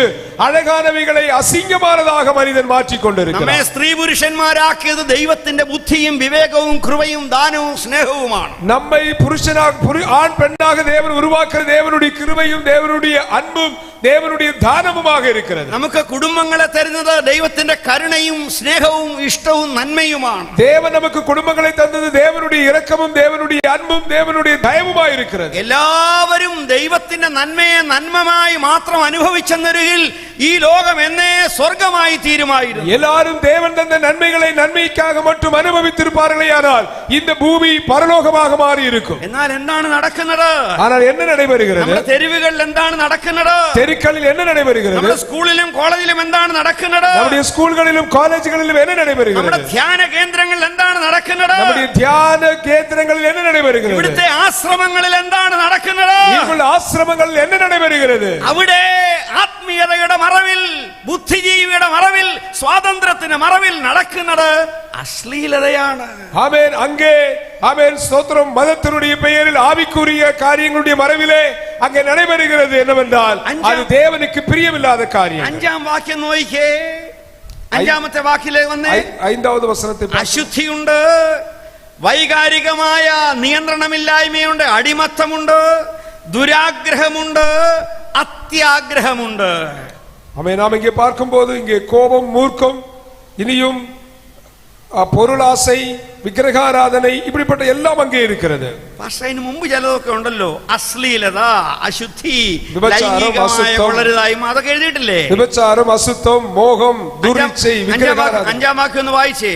ആകയാൽ ദുർനടപ്പ്, ദുർനടപ്പ്, അശുദ്ധി, അശുദ്ധി, അതിരാഗം, അതിരാഗം, ദുർമോഹം, ദുർമോഹം, വിഗ്രഹാരാധനയായ അത്യാഗ്രഹം, അത്യാഗ്രഹം, ദുരാഗ്രഹം, ദുഷ്കാമം. അതായത് പണത്തെ കുറിച്ച് ചിന്തിക്കാൻ തുടങ്ങിയാൽ ഊണുമില്ല, ഉറക്കവുമില്ല. பணத்தை குறித்து சிந்திக்க ஆரம்பித்தால் உணவும் தேவையில்லை, தூக்கமும் தேவையில்லை. ദൈവത്തോട് പ്രാർത്ഥിക്കാനിരുന്ന ഉറക്കം വരും. தேவனோடு ஜெபிக்க ஆரம்பித்தால் தூக்கம் வரும். ബൈബിൾ വായിക്കുമ്പോൾ കൂർക്കം വലിക്കും. அவன் பைபிள் வாசிக்கும் போது தூக்கம் வரும். പണം എന്ന് ചിന്തിക്കുമ്പോ ഉറക്കം പോകും. பணம் என்று சிந்தித்த உடனே தூக்கம் போய்விடும். ഞാൻ പറഞ്ഞത് എല്ലാവരും നിങ്ങൾ പാസ്റ്റർമാരോട് ആരെങ്കിലും പറഞ്ഞിട്ടുണ്ടോ? ഇത് நான் சொன்னது ஏதாவது பாஸ்டர்ஸ்கிட்ட யாராவது சொல்லி இருக்கிறார்களா? ചിലർ പറയുമായിരിക്കും എന്റെ പാസ്റ്ററെ ഉറക്കമില്ല. சிலர் சொல்வாங்க பாஸ்டர் தூக்கம் இல்லை. ഉറക്കമില്ലാത്തതിന്റെ കാര്യങ്ങളിലൊന്നും ഞാൻ പറഞ്ഞുതരാം. தூக்கம் இல்லாததுக்கு காரணம் ஒன்று நான் சொல்லுகிறேன். അവർക്ക് വല്ല ശാരീരിക അസുഖമുണ്ടെന്നറി അത് വേറെ, അല്ലെങ്കിൽ സ്വാഭാവികമായിട്ട് ഉറക്കമില്ലേക്ക് പറഞ്ഞുതരാം. உடலிலே பலவீனமாய் இருந்தால் விட்டு விடுங்கள். மற்றபடி நான் சொல்லுகிறேன், ഒരു അവിഹിത ബന്ധം, அவன் திருமணத்திற்கு மாறான வாழ்க்கை, ഒരു വൈരാഗ്യം, வைராக்கியங்கள், ഒരു പക, பகை, ക്രോധം, குரோதம், ക്ഷമയില്ലായ്മ, அவன் மன்னிக்காத மனநிலை, ദുരാഗ്രഹം, அவன் துரிச்சைகள், ദ്രവ്യാഗ്രഹം, பொருளாசை, പണത്തെ കുറിച്ചുള്ള വ്യാമോഹം, பணத்தை குறித்ததான அவன் ஆசைகள். അതുകൊണ്ടാണ് നിങ്ങൾക്ക് ഉറക്കം വരാത്തത്. ஆகையினால் தான் அவர்களுக்கு தூக்கம் வரவில்லை. ഇത് പഴയ മനുഷ്യനാണ്. இது பழைய மனிதன். നമ്മുടെ നല്ല ആഗ്രഹങ്ങളെ എടുത്ത് പുഴുവരിപ്പിക്കുന്നതാണ് പാപ സ്വഭാവം എന്ന് പറയുന്നത്, ആദാമിന്റെ സ്വഭാവം എന്ന് പറയുന്നത്. நம்முடைய நல்ல ஆசைகளை விருப்பங்களை எடுத்து அதை செல்லரிக்க செய்வதுதான் மனித, அதாவது ஆதாமுடைய சுபாவம் என்று சொல்வது. കഴിഞ്ഞ ആഴ്ചയിലോ മറ്റോ ഞാൻ വടക്കേ ഇന്ത്യയിൽ പോയി. நான் கடந்த வாரம் நினைக்கிறேன் வடக்கே இந்தியாவுக்கு சென்றேன். ഡേറ്റ് മറന്നു. 25-ാം തീയതി ഞാൻ തിരിച്ചു. ഒക്ടോബർ 25-ാം തീയതി ഞാൻ വടക്കേ ഇന്ത്യൻ തിരിച്ചു. அக்டோபர் 25ஆம் தேதி நான் வடக்கே இந்தியாவுக்கு சென்றேன். ഇപ്പൊ കാശ്മീരിൽ നിന്ന് വന്ന ഒരു ദൈവദാസൻ, காஷ்மீரிலிருந்து வந்ததான ஒரு கர்த்தருடைய தாசன், രായിക്ക് രാമാനം ഒരു പെട്ടി ആപ്പിൾ, ഏകദേശം 10-45 ആപ്പിൾ എന്നെ മുറി കൊണ്ടുവച്ചു. அவர் இரவிலே ஒரு 45 கிலோ இருக்கக்கூடிய 45 കിലോ അല്ല, 45 പീസ്, 45 ஆப்பிள் ஒரு பாக்ஸ்ல எனக்கு கொண்டு வந்தார். എന്നോട് പറഞ്ഞു പാസ്റ്റർ എടുത്തേച്ച് ബാക്കിയുള്ളത് മറ്റു കൂട്ടുകാർക്ക് കൊടുത്തോളാൻ പറഞ്ഞു. பாஸ் தேவைக்கு எடுத்து விட்டு மீதி நண்பர்களுக்கு கொடுக்க. ഞാൻ കൂടെയുള്ള പാസ്റ്റേഴ്സിനോട് പറഞ്ഞു, നിങ്ങളൊക്കെ ആവശ്യത്തിന് എടുത്തേച്ച് ബാക്കി എനിക്ക് വെച്ചേരെ എന്ന് പറഞ്ഞു. நான் கூட இருக்கிற ஊழியர்கிட்ட சொன்னேன், உங்களுடைய தேவைக்கு எடுத்து விட்டு மீதி எனக்கு வையுங்கள் என்று சொன்னார். അപ്പൊ അവര് ചെറുപ്പക്കാരല്ലേ, അവര് അച്ചായനെന്നും പറഞ്ഞ് എനിക്കൊരു 10-12 ആപ്പിൾ അതിനകത്ത് വെച്ചു. அவர்கள் வாலிபர்கள், எனக்கு ஒரு 10-12 ஆப்பிளை அவர்கள் எனக்கு மீதி வைத்தார். അവര് സഹായിച്ച് എന്റെ പെട്ടിക്കകത്ത് അതിൽ അടുക്കിയും വെച്ചു. அவர்கள் உதவிக்காக அதை பெட்டிக்குள்ளே அடுக்கி வைத்தார்கள். ഞാൻ അതും കൊണ്ട് ഭോപ്പാലിൽ പോയി ആരെയും കാണിക്കാതെ ഭാര്യയ്ക്ക് കൊണ്ട് കൊടുത്തു. நான் போபால்ல யாருக்கும் தெரியாமல் என்னுடைய மனைவிக்கு கொண்டு போய் கொடுத்தேன். അപ്പൊ ഞാൻ വീട്ടിൽ കൊണ്ട് പറഞ്ഞു, എന്റെ കാശ്മീരി ആപ്പിൾ കൈകൊണ്ട് പറിച്ച സാധനം ദൈവദാസൻ എനിക്ക് കൊണ്ട് തന്നതാണ്, ഇതിനെ വെല്ലുന്ന ഒരു ആപ്പിൾ നമുക്ക് ബാംഗ്ലൂർ കിട്ടത്തില്ല എന്ന് പറഞ്ഞു. நான் என் மனைவியிடத்தை சொல்லும்போது, இது காஷ்மீரிலே பறித்த ஆப்பிள், கையினால் பறித்தது, கர்த்தருடைய தாசன் எனக்கு கொண்டு தந்தா, இதே மாதிரி ஆப்பிள் எங்கேயும் கிடைக்காது என்று சொன்னேன். എന്റെ ഭാര്യ വലിയ ആഗ്രഹത്തോടെ ആപ്പിൾ സഞ്ചി എടുത്തു. என்னுடைய மனைவி மிகவும் விருப்பத்தோடு ஆசையோடு ஆப்பிள் இருந்த சஞ்சி எடுத்தார். ആദ്യത്തെ ആപ്പിൾ, முதல் ஆப்பிள், അത് ട്രെയിനിലും പ്ലെയിനിലും കയറി വലിഞ്ഞിറങ്ങി വന്നപ്പോഴത്തേക്ക് അതിന് ഇടിയും ചതവൊക്കെ കിട്ടിയെന്നേ. அது ഫ്ലൈറ്റിലെയും ട്രെയിനിലും വന്നപ്പോൾ அதுக்கு ഇടിയും அதுக்கு காயங்கள் உண்டானது. കാര്യം ആദ്യത്തെ എടുത്ത അയ്യോ ഇത് അപ്പടി കേടാന്നല്ലോ.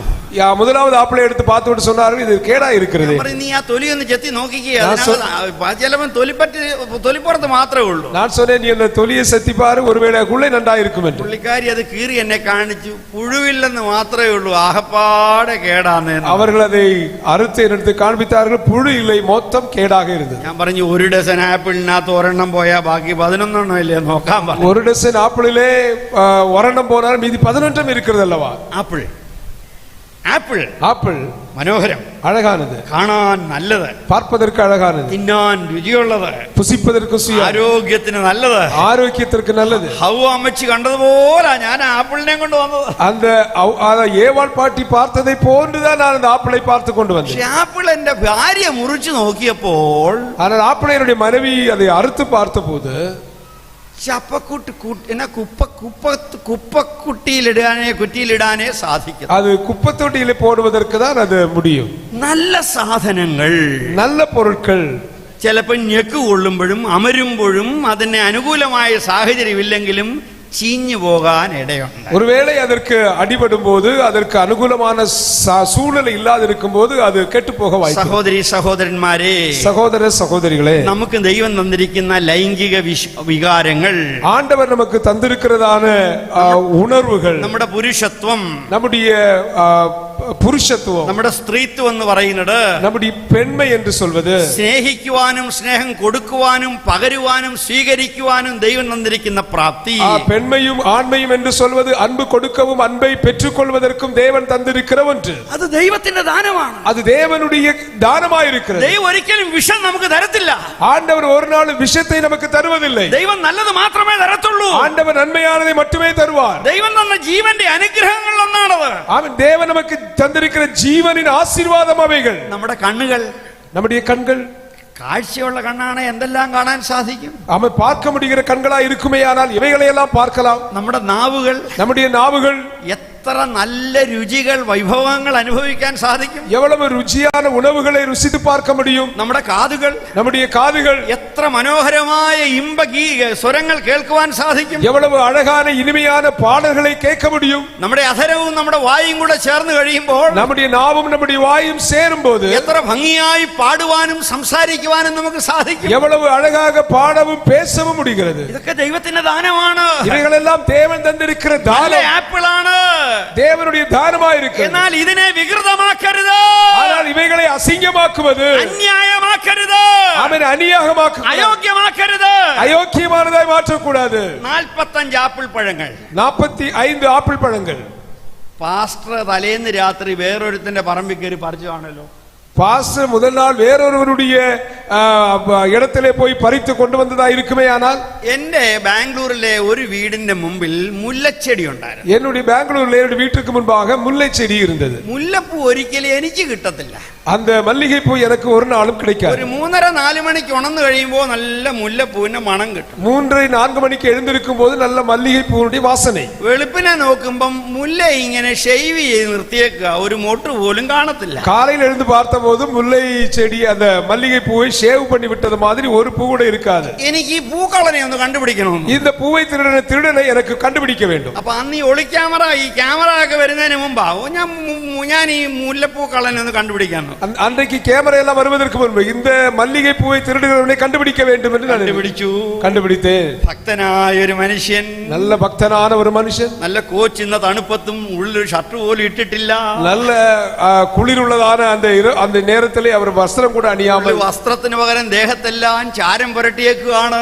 அவர் வஸ்திரத்துக்கு பதிலாக மேலெல்லாம் வெண்மையான சாம்பலை பூசி இருக்கிறார். അദ്ദേഹം എന്റെ കോമ്പൗണ്ട് മോളിന്റെ മുൻപിലെ അഴിയിൽ ചവിട്ടി നിന്ന് പൂ പറിക്കുക. அவர் என்னுடைய காம்பவுண்டினுடைய அடியிலே மிதித்து நின்று பூக்களை பறிக்கிறார்.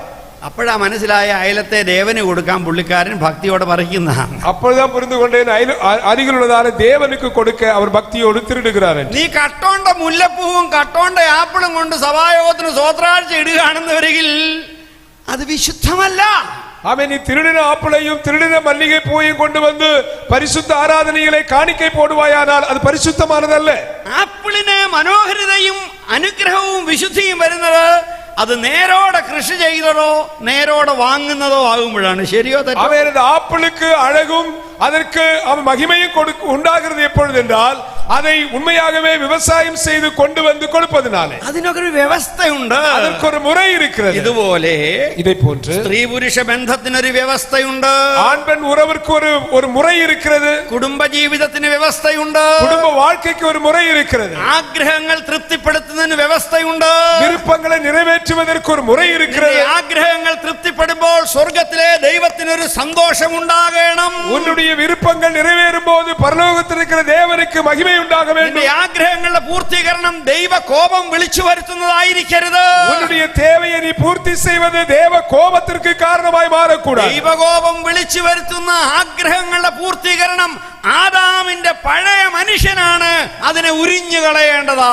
தேவ கோபத்தை அவன் அழைக்கக்கூடியதான உன்னுடைய விருப்பங்கள், அவன் விருப்பங்களை நிறைவேற்றுகிற அந்த மனநிலை, அது ஆதாமுடைய சுபாவம், அவைகளை களைந்து போட வேண்டும். അത് ചീഞ്ഞ സ്വഭാവമാണ്, அது அழுகிறதான സ്വഭാവം അത് ദൈവകോപം വരുത്തി വയ്ക്കുന്നതാണ്. അത് ദേവ കോപത്തെ ഉണ്ടാക്കും. അത് ദ്രവ്യാഗ്രഹവും ദൈവകോപം വരുത്തി വയ്ക്കുന്നതാണ്. അത് പൊരുളാശിയാകിയ ദേവകോപത്തെ കൊണ്ടുവരും. അന്യന്റെതൊന്നും മോഹിക്കരുതെന്നാ കർത്താവിന്റെ വചനം പറയുന്നത്. അവൻ അടുത്തവനുடைய എதையும் விரும்பக்கூடாது என்று வேதம் சொல்லுகிறது. നമ്മൾ 10 കൽപ്പനകൾ പിള്ളേരെ പഠിപ്പിക്കാറുണ്ടോ? நான் 10 கற்பனைகளை கட்டளைகளை பிள்ளைகளுக்கு கற்றுக் கொடுப்போமா? മോഹിക്കരുത്. ஆமென். അന്യന്റെ വസ്തുവിനെ, കാളയെ, കാറിനെ, ബൈക്കിനെ, ജീപ്പിനെ, ഉടുപ്പിനെ, ഭാര്യയെ, മോളെ ഒന്നും മോഹിക്കരുത്. அடுத்தவனுடைய ஒன்றையும் நாம் ஆசைப்படக்கூடாது, இல்லாவிட்டால் இச்சிக்க கூடாது. മോഹിക്കരുത്. ആമേൻ. ഇച്ഛിക്ക കൂടാതെ. ദൈവം അനുവദിക്കാത്ത മോഹത്തിനാണ് മലയാളത്തിൽ വ്യാമോഹം എന്ന് പറയുന്നത്. ദേവൻ അനുവദിക്കാതെ அந்த ஆசைக்குதான் அது துரிச்சை என்று சொல்லுகிறது. ഇങ്ങനെ ചെയ്യുന്നവരുടെ മേൽ ദൈവകോപം വരുന്നു. இப்படி செய்கிறவர்கள் மேல் தேவ கோபம் உண்டாகும். അന്യോന്യം കള്ളം പറയൽ, ஒருவருக்கொருவர் பொய் சொல்லுவது, സത്യസന്ധരായിരിക്കണം, உண்மையுள்ளவர்களாக இருக்க வேண்டும். ഒരു ദൈവ പൈതലിന്റെ ഉവ്വ ഉവ്വ എന്നും ഇല്ല ഇല്ല എന്നും ആയിരിക്കണം. ஒரு தேவனுடைய பிள்ளை ஆமென் உள்ளதை உள்ளதென்றும் இல்லாததை இல்லாத என்றும் சொல்ல வேண்டும். വാക്കിന് ഘനമുണ്ടായിരിക്കണം, வார்த்தைக்கு கனம் கொடுக்க வேண்டும். വാക്കുകൾ സത്യമായിരിക്കണം, வார்த்தைகள் உண்மையானதா இருக்க வேண்டும். വാഗ്ദത്തങ്ങൾ സത്യമായിരിക്കണം. நம்முடைய വാഗ്ദത്തങ്ങൾ ഉണ്മയാനതാ இருக்க வேண்டும். 2000 രൂപ സ്ക്വയർ അടിക്ക് ഒരു വീട് പണിയാമെന്ന് കരാർ ഒപ്പുവെച്ചാൽ 2000-ന് മീതെ ചൂഷണം ചെയ്യരുത്. അവൻ 2000 രൂപയ്ക്ക് സ്ക്വയർ ഫീറ്റിൽ 2000 രൂപയ്ക്ക് വീട് കെട്ട வேண்டும் என்று ஒரு ഒപ്പന്തം போட்டிருந்தால் அந்த 2000க்கு மேலே போக கூடாது. ഞാൻ ഇന്നലെ ഒരു വിവാഹം നടത്തിയിട്ടാണ് വരുന്നത്. ഞാൻ നേരത്തെ ഒരു തിരുമണം നടത്തി വിട്ടു വന്നേ. പാസ്റ്റർ പറഞ്ഞു 176 എത്ര കല്യാണം നടത്തിയേക്കുന്നത്? 196 കല്യാണം പാസ്റ്റർ നടത്തിയിട്ടുണ്ട്. 4 എണ്ണം കൂടെ നടക്കുമ്പോൾ ഡബിൾ സെഞ്ചുറി അടിക്കും. பாஸ்டர் 196 திருமணங்கள் நடத்தி வைத்திருக்கிறார். 4 திருமணங்கள் நடத்தும் போது அது டபுள் செஞ்சுரியாக மாறும். നമ്മള് കല്യാണത്തിന് എന്നാ പറയുന്നേ? திருமணங்கள் நாம் என்ன சொல்லுவோம்? എന്താ ചൊല്ലിക്കൊടുക്കുന്നത്? എന്താ ഏറ്റു പറയുന്നേ? எப்படி சொல்லிக் கொடுப்போம்? எப்படி அதை திரும்ப சொல்ல வேண்டும்? ദൈവം നമ്മൾ ഇരുവരെയും ജീവനോടെ ശേഷിപ്പിക്കുന്ന കാലം അത്രയും தேவன் நம்ம இருவரையும் உயிரோடு வைக்கும் காலமளவும் നിന്നെ മാത്രം, உன்னை மட்டும், മറ്റുള്ളതെല്ലാം ഉപേക്ഷിച്ച്, மற்ற எல்லாவற்றையும் விட்டுவிட்டு. സ്കൂളിൽ പഠിച്ചപ്പോ ഡാൻസ് ചെയ്യുന്ന ഒരു കൊച്ചുണ്ടായിരുന്നു. അവൻ സ്കൂളിൽ പഠിക്കുമ്പോൾ നല്ലതായി നടനമാടുന്ന ഒരു പെണ്ണിരുന്നാൽ, കോളേജിൽ പഠിക്കുമ്പോൾ ഒരു യൂണിയൻ ചെയർ ഒരു കൗൺസിലർ ഉണ്ടായിരുന്നു. അവിടെ ഇൻകുലാബ് കേട്ടാൽ നമ്മുടെ സിരകൾ രക്തം തിളയ്ക്കുമായിരുന്നു. അവൻ കോളേജിൽ പഠിക്കുമ്പോൾ അங்கே ഒരു ലീഡർ ഇരുന്നാൽ അവർ சொல்லுகிற വാർത്തകളെ കേൾക്കുമ്പോൾ നമ്മുടെ ശരീരമെല്ലാം നടുങ്ങും. ആദ്യത്തെ ബാങ്ക് ജോലി കിട്ടി മൈസൂരിൽ പോയപ്പോൾ ആ മാനേജറായ സ്ത്രീയുടെ ഇടപാടുകൾ, അയ്യോ முதல் முறையாக பேங்கில வேலை கிடைத்து பெங்களூருக்கு போன போது அந்த மேனேஜர் நடந்து கொள்ளுகிற முறை பெண்களுக்கு இடையில் அவ்வளவு விசேஷமானவர். പക്ഷേ നീ മാർത്താണ്ഡത്ത് വന്ന് കുമാരിയോട് പറഞ്ഞു നിന്നെ കല്യാണം കഴിക്കാമാണ്. அவன் நீ மார்த்தாண்டத்துல வந்து குமாரியிடத்திலே சொன்னாய் உன்னை திருமணம் பண்ண போகிறேன். അതിന്റെ ദിവസം 197 നടത്തുക. பாஸ்டர் அவர்கள் 197 நடத்த போகிறார். அப்ப என்ன പറയുന്നേ? அப்பொழுது அவர் என்ன சொல்லுவார்? മറ്റെല്ലാം ഉപേക്ഷിച്ചിട്ട്, മറ്റെല്ലാവற்றைയും വിട്ടുവിട്ട്, മാനേജറെ ഉപേക്ഷിച്ചിട്ട്, മാനേജറെ വിട്ട്, സ്കൂളിലെ ടീച്ചറെ ഉപേക്ഷിച്ചിട്ട്, സ്കൂളിലെ ടീച്ചറെ വിട്ടുവിട്ട്, ഡാൻസുകാരെ ഉപേക്ഷിച്ചിട്ട്, ഡാൻസുകാരിയെ വിട്ടുവിട്ട്, പണ്ട് സ്വപ്നം കണ്ട എല്ലാരെയും ഉപേക്ഷിച്ചിട്ട്, നീ കനവ് பார்த்த എല്ലാവற்றைയും വിട്ടുവിട്ട്, നിന്നെ മാത്രം, உன்னை மட்டும். இந்த வாக்கு வாக்காയിരിക്കണം. இந்த வாக்கு வாக்காக വാക്കായിരിക്കണം. இந்த வாக்கு வாக்காக இருக்க வேண்டும். അദൃശ്യനായ ദൈവം തന്റെ കരങ്ങളാൽ നിന്നെ സംയോജിപ്പിക്കുമ്പോൾ, അവൻ കണ്ണുകളാൽ കാണ முடியாத தேவனுடைய കരങ്ങളെ ഇണയ്ക്കുമ്പോൾ, ഹൃദയ വിചാരങ്ങളെ അറിയുന്നവന്റെ മുൻപിൽ, തൂക്കി നോക്കുന്നവന്റെ മുൻപിൽ നീ പ്രതിഷ്ഠ എടുക്കുമ്പോൾ, உன்னுடைய மனதை அளந்து பார்க்கிற தேவன் உன்னை தூக்கி பார்க்கும்போது, നിന്റെ വിവാഹം വിശുദ്ധമായിരിക്കണം. உன்னுடைய திருமண வாழ்க்கை பரிசுத்தமானதா இருக்க வேண்டும். അശ്ലീലത്തിനുള്ള വഴിയല്ല, அவன் விபச்சாரத்திற்கான வழி அல்ல, അശുദ്ധിയുടെ രീതിയല്ല, இது அசுத்தத்திற்கான வழி அல்ல, നിന്റെ വൈകാരിക ജീവിതത്തിന്റെ അടിമത്വമല്ല, அவன் உன்னுடைய வாழ்க்கையினுடைய அடிமைத்தனத்திற்கல்ல, നിന്റെ പണമോഹമല്ല, உன்னுடைய மனம்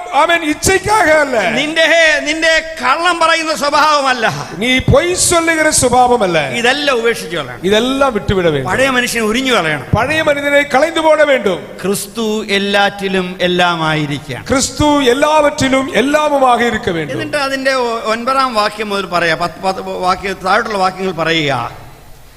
സോറി 8-ാം വാക്യത്തിൽ പറയുക, നമ്മുടെ ഇമോഷൻസ് ആൻഡ് റിയാക്ഷൻസും വിശുദ്ധമായിരിക്കണം. நம்முடைய எண்ணங்களும் செயல்களும் பரிசுத்தமாக இருக்க வேண்டும். ഇപ്പോൾ കോപം, ക്രോധം, വിദ്വേഷം, പരദൂഷണം, അധനങ്ങളിൽ നിന്ന് വരുന്ന അസഭ്യ വാക്കുകൾ, இங்கே சொல்லும்போது கோபம், மூர்க்கம், பொறாமை உங்கள் வாயிலிருந்து பிறக்கலாகாத ദൂഷണமும் வம்பு வார்த்தைகளுமாகி இவைகள் எல்லாம் ഇതൊക്കെ പ്രതികരണങ്ങളാണ്. ഇതെല്ലാം നമ്മുടെ എതിർവിനൈകൾ. ഒരാള് നമ്മളോട് ഒരു അനാവശ്യം പറഞ്ഞു, ഒരു നബർ தேவையில்லாத വാർത്തകളെ சொன்னார். ഒരാൾ നമ്മൾ സ്കൂട്ടർ ഓടിച്ചുകൊണ്ട് പോകുമ്പോൾ വേറൊരാള് ഒരു തെറ്റായ രീതിയിൽ വന്നു. நாம் சரியாக வாகனத்தை ஓட்டும் போது ஒருவர் தவறான வழியிலே முன்னாக வந்தார். നമുക്ക് ഇറിറ്റേഷൻ വരുത്തുന്ന പ്രവൃത്തികൾ മറ്റുള്ളവരിൽ എല്ലാ ദിവസവും ഉണ്ടാകും. நம்மை கோபத்தை தூண்டுகிற செயல்பாடுகள் மற்ற எல்லாரிடத்திலிருந்து வரும். ICUവിൽ കിടക്കുമ്പോൾ ഇറിറ്റേഷൻ ഉണ്ടാകും. ആമേൻ. ഐസിയുവിൽ ഇരിക്കുമ്പോൾ കൂടെ ഇറിറ്റേഷൻ ഉണ്ടാകും. അവരിങ്ങനെ വയർ ചെയ്ത് കുത്തിയും കെട്ടിയിട്ടേക്കുക. അവர்கள் വയറിലെ കുത്തി കട്ടി പോട്ടിരിக்கிறார்கள். നമുക്ക് ഇറിറ്റേഷൻ ഉണ്ടാകും. നമുക്ക് ഇറിറ്റേഷൻ ഉണ്ടാകും. അപ്പം ഒരു മറ്റുള്ളവരുടെ പ്രവൃത്തികളോടുള്ള പ്രതികരണമാണ് ഈ നെഗറ്റീവ് ഇമ്പൾസസ് ആയി കാണുന്നത്. இங்கே பார்க்கும்போது மற்றவர்கள் நமக்கு செய்யக்கூடிய செயல்களுக்கு எதிர்வினை ஆற்றுவதைத்தான் நாம் இங்கே வாசிக்கிறோம். கோபம் സാധാരണ ഒരു ഇറിറ്റേഷനോടുള്ള റെസ്പോൺസ് ആണ്. இது சாதாரணமான ஒரு மனநிலையை எதிர்க்கிறதான ஒரு மனநிலை. ക്രോധം അത് ഇത്തിരിയും കൂടെ കടന്നുകൂടിയതാണ്. അത് കൊഞ്ചം കൂടെ കൊടൂരമാണ്. ആ ഇറിറ്റേറ്റ് ചെയ്യുന്നവന്റെ 32 പല്ലും നിത്യ ശോഷിപ്പിനായി അടിച്ചു പൊട്ടിക്കാൻ ആഗ്രഹിച്ച് ചിന്തിച്ചിരിക്കുന്ന ക്രോധം എന്ന് പറയുന്നത്. இந்த ക്രോധം എന്ന് சொல்லுவது நமக்கு இரிட்டேஷனை தரக்கூடிய நபருடைய 32 பல்லையும் உடைத்து போடக்கூடிய அளவிற்கு மோசமானதாக மாறுகிறது. അടുത്ത വാക്ക് എന്നതാ? ഈർഷ്യ, വിദ്വേഷം. ആമേൻ. മൂർഖം, പൊറാമൈ. ഒരിക്കൽ എന്നോടൊരു വ്യക്തി വന്ന് പറഞ്ഞു, സാറേ തന്നെ ഒരിടത്തും പോകല്ലേ. என்னிடத்தில் ஒருவர் சொன்னார், சார் நீங்க தனியாக எங்கேயும் செல்லக்கூடாது என்று. തന്നെ ഒരിടത്തും പോകല്ലേ, தனிமையாக எங்கேயும் செல்லக்கூடாது. ഞാൻ പറഞ്ഞു, ഇത്രയും കാലം തമ്പുരാൻ സൂക്ഷിച്ച് ഇനിയാണോ നമ്മൾ തന്നെ പോകേണ്ടടുത്ത് പോകുമെന്ന് പറഞ്ഞു. இவ்வளவு காலங்களும் ஆண்டவர் பாதுகாத்துக் கொண்டார், இனி நான் தனிமையாக செல்வது, போக வேண்டிய இடங்களுக்கு செல்வேன் என்று. അദ്ദേഹത്തിന്റെ ഭാര്യ എന്റെ ഭാര്യയെ വിളിച്ചു. அவருடைய மனைவி என்னுடைய மனைவிக்கு போன் செய்தார். സാറിനെ വൈകിട്ടൊന്നും തന്നെ വിടല്ലോ, சாரை தனியாக சாயங்கால வேளையில் வெளியே விடக்கூடாது என்று. കാര്യം എന്നാന്നറിയാവോ? காரணம் என்னவென்றால், ഏതോ ഒരു പരീക്ഷയിൽ എവിടോ ഞാൻ തോപ്പിച്ച ഒരു വിദ്വാൻ അതിനടുത്തെങ്ങാണ്ടുണ്ട്. ஏதோ ஒரு பரீட்சை எக்ஸாமிலே நான் தோற்கடித்ததான ஒருவன் அங்கே இருக்கிறார். എന്തോ ചെയ്യാനാ, വാദ്യാരാകുമ്പോൾ ചിലര് ജയിക്കും ചിലര് തോക്കും, അത് നമ്മുടെ കുഴപ്പമല്ല. நாம் வாத்தியாரா இருக்கிறபடியால் நமக்கு கீழே படிக்கிற பிள்ளைகள் சிலர் தோப்பார்கள், சிலர் ஜெயிப்பார்கள். അപ്പൊ ഒരുത്തൻ എന്നോട് അങ്ങ് പിണക്കാം. ஒருவனுக்கு என்னோடு பயங்கர கோபம். അവനൊരു കൗൺസിലറിന്റെ അടുക്ക ചെന്ന് പറയുക, அவன் ஒரு கவுன்சிலரிடத்தில் போய் சொல்லுகிறார், എനിക്ക് ആ ഇടിയുടെ വയറ്റിക്കൂടെ ഒരു കത്തി കുത്തി കയറ്റാനുള്ള വൈരാഗ്യമുണ്ട്. எனக்கு அந்த ഇടിയുടെ വയറ്റിലെ ഒരു കത്തിയെ കുത്തി ஏற்றக்கூடிய அளவிற்கு கோபம் வருகிறது. അവൻ പറയാൻ പ്രാക്ടീസ് ചെയ്യാന്ന് പറയാം എന്നെ കുത്താനായിട്ട്. அவன் பிராக்டிஸ் பண்ணி கொண்டிருக்கிறான் என்னை குத்துவதற்காக. അവരെന്റെ ഭാര്യയോടൊന്ന് പറയുക, സൂക്ഷിക്കണേ സാറ് തന്നെ പോയാൽ കത്തിക്കുത്ത് കിട്ടുമെന്ന്. அவர்கள் அந்த சகோதரி அவர்கள் என்னுடைய மனைவி எடுத்து சொல்லுகிறார்கள், சாரை தனிமையாக விடக்கூடாது, போனால் கத்தியினால் குத்தப்படுவார். ഇതാ വിദ്വേഷം എന്ന് പറയുന്നത്. இதுதான் ஆமென் வைராக்கியம் என்று சொல்லுவோம். ഒരാളോടൊരു പിണക്കം, ഒരാളോട് നമുക്കൊരു കോപം വന്നത്. നമ്മുടെ ചിന്തയിൽ മുഴുവൻ ഈ കോഴി മുട്ടയുടെ മണ്ടേ പൊരുന്നയിരുന്ന് കുഞ്ഞുങ്ങളെ വിരിക്കുന്നത് പോലെ ഈ കോപത്തിന്റെ മേൽ ഇങ്ങനെ നമ്മൾ പൊരുന്നയിരിക്കുക.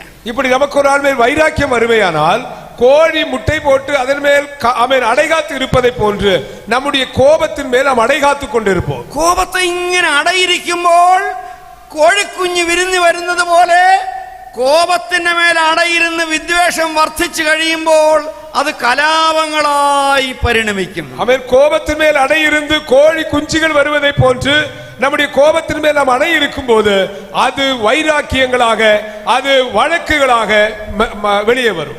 കോഴി എവിടാ നമ്മൾ അടവെക്കുന്നത്? സഭായോഗത്തിനല്ലല്ലോ. கோழியை நாம் சபையாகத்தில் அடை வைப்பதில்லை. അല്ലല്ലോ. കോഴി അടവെക്കുന്ന എവിടാ? கோழியை நாம் எங்கே அடை வைப்போம்? വീട്ടിലല്ലേ വെക്കുന്നത്? வீட்டிலே வைப்போம். അത് നിങ്ങളാരും ഇപ്പൊ ഈ കോഴിയെ അടവെക്കുന്ന പരിപാടിയൊക്കെ മറന്നുപോയോ? நீங்க இப்ப கோழியெல்லாம் அடை வைக்கிற அந்த வேலையெல்லாம் விட்டு விட்டீர்களா? എല്ലാരും കുടുംബശ്രീ എന്നൊക്കെ ആയിരിക്കും ഇപ്പൊ കോഴിക്കുഞ്ഞിനെ മേടിക്കുന്നത്. எல்லாரும் பெண்கள் சுய உதவி குழுவை காத்திருப்பீர்கள், அங்கிருந்து கோழி கிடைக்கும். എന്തിനാ പറഞ്ഞെന്നറിയാമോ? കോപത്തെ ഏറ്റവും അധികം അടവയ്ക്കുന്നത് വീട്ടിനുള്ളിലാണ്. கோபத்தை அதிகமாக அடை வைப்பது வீட்டிற்குள்ளே. ആർക്കെതിരെ? யாருக்கு எதிராக? എത്ര കുട്ടികൾ എന്നോട് വന്ന് ഷെയർ ചെയ്തിട്ടുണ്ടറിയാവോ? எவ்வளவு பிள்ளைகள் என்னிடத்தில் வந்து பங்கு வைத்திருக்கிறார்கள் தெரியுமா? ചില പിള്ളേർ പറയും, പാതിരാ കഴിയുമ്പോൾ നമ്മളോട് ഷെയർ ചെയ്തോണ്ടിരിക്കുമ്പോൾ പറയും, പാതിര ഇനി അർദ്ധരാത്രിക്ക് വന്ന് ഷെയർ ചെയ്യും. ചിലരൊക്കെ நடுஇரவிலே என்னோடு பகிர்கிறவர்கள் இப்படி சொல்வார்கள். അവര് നിക്കോദീമോസ് വരുന്ന പോലെ വരുന്നേ. அவர்கள் நிக்கோதேமு வருகிறது போல இரவிலே வருவார்கள். എന്നിട്ട് എന്നാ പറയുന്നത്? ഉള്ളിലിങ്ങനെ വടക്കി വെച്ചേക്കുന്ന കാര്യം പറയുക. உள்ளத்திலே அவர்கள் அடக்கி வைத்திருக்கிறவர்கள் என்னோடு சொல்வார்கள். ചില പിള്ളേർ, ഐ ഹേറ്റ് മൈ ഫാദർ, എനിക്ക് എന്റെ അപ്പനോട് പിണക്കാണ്, I hate him, I hate him. எனக்கு என்னுடைய தகப்பனோடு கோபம், ஆமென், அவரோடு எனக்கு சண்டை, எனக்கு பிடிக்காது என்று. കോപം എവിടെ അടയിരിക്കുന്നേ? കോപം എവിടെയാ അടക്കി വെച്ചേക്കുന്നേ? கோபத்தை எங்கே அடக்கி வைத்திருக்கிறேன்? വീട്ടിനുള്ളിൽ. வீட்டிற்குள்ளே. ഭർത്താവ് ഭാര്യയ്ക്കെതിരെ, அவன் மனைவி புருஷனுக்கு எதிராக, ഭാര്യ ഭർത്താവിനെതിരെ, புருஷன் மனைவிக்கு எதிராக. ഞാൻ പലപ്പോഴും സ്ത്രീകളോട് പറയാറുണ്ട്, സ്ത്രീകളുടെ യോഗത്തിനൊക്കെ പറയാറുണ്ട്, நான் சகோதரர்களுடைய கூடுகையிலே சொல்வதுண்டு, നിങ്ങൾ കാബേജ് അരിയുമ്പോൾ, நீங்கள் கோவிஸ் அறிந்து നിങ്ങൾ கொண்டிருக்கும், ക്യാരറ്റ് நீங்க അരിയുമ്പോൾ கேரட் கட் பண்ணி கொண்டிருக்கும், നിങ്ങൾ എന്താണ് അരിയുന്നത്? நீங்கள் எதை அறிந்து கொண்டிருக்கிறீர்கள்? ചിലര് ക്യാരറ്റോ കാബേജോ അരിയുന്നത് എങ്ങനെയാണെന്നറിയാം? சிலர் கேரட் கேபேஜ் அறியும் போது என்ன நினைப்பார்கள்? എന്റെ പിള്ളേരുടെ അപ്പൻ, என்னுடைய பிள்ளைகளுடைய தகப்பன் ഇങ്ങനെ അപ്പനെ വന്ന് പറഞ്ഞുകൊണ്ടിരുന്നാ പോരാ, இப்படி அப்பனை அறிந்து கொண்டே ഈ இருப்பார். വാക്കത്തേക്ക് ഈ പിച്ചാത്തിക്ക് മൂർച്ചയിലല്ലായിരുന്നു ഞാൻ അയാളെ ഇതുപോലെ അരിഞ്ഞരിഞ്ഞരിഞ്ഞ് കളഞ്ഞാനേ. என்னுடைய இந்த கத்திக்கு இந்த அளவுக்கு மூர்ச்சை போதாது, அதிகமான மூர்ச்சை இருக்குமானால் நான் அவரை இப்படி வெட்டி கொத்தி நொறுக்கி விடுவேன். അയ്യോ, നിങ്ങൾ വിശുദ്ധരെ കുറിച്ചല്ല പറഞ്ഞ, നാട്ടിലെ ചില സമുദായക്കാരെ കുറിച്ചാ പറഞ്ഞത്. நான் உங்களை பற்றி சொல்லவில்லை, ஊரில் உள்ளதான சில சமுதாய சபையில் உள்ளவர்களை பற்றி சொல்லிக் கொண்டிருக்கிறேன். കോപത്തെ പൊരുന്ന വെച്ചേക്കുകയാണ്. கோபத்தை அடை வைக்கிறீர்கள். എന്തുകൊണ്ടാ എങ്ങനെ ഈ കോപത്തെ പൊരുന്ന് വെച്ചേക്കുന്നത് പറയുന്നത്? எப்படி எதற்காக இந்த கோபத்தை அடை வைத்திருக்கிறீர்கள்? പ്രതീക്ഷിക്കാത്ത സമയത്ത് അഗ്നിപർവ്വതം പൊട്ടുന്ന പോലെ ചിലരങ്ങ് പൊട്ടിത്തെറിക്കും. எதிர்பாராத நேரத்தில் அவன் எரிமலை வெடிப்பதை போன்று சிலர் வெடித்து சிதறுவார்கள். പിള്ളേർ അയ്യോ അപ്പൊ ഞാൻ എന്നാ ചെയ്തു? அப்ப பிள்ளைகள் நான் என்ன செய்தேன்? അമ്മ ചോദിക്കും അപ്പൊ എന്നാ പറ്റി? அம்மா கேட்பார்கள் என்ன நடந்தது?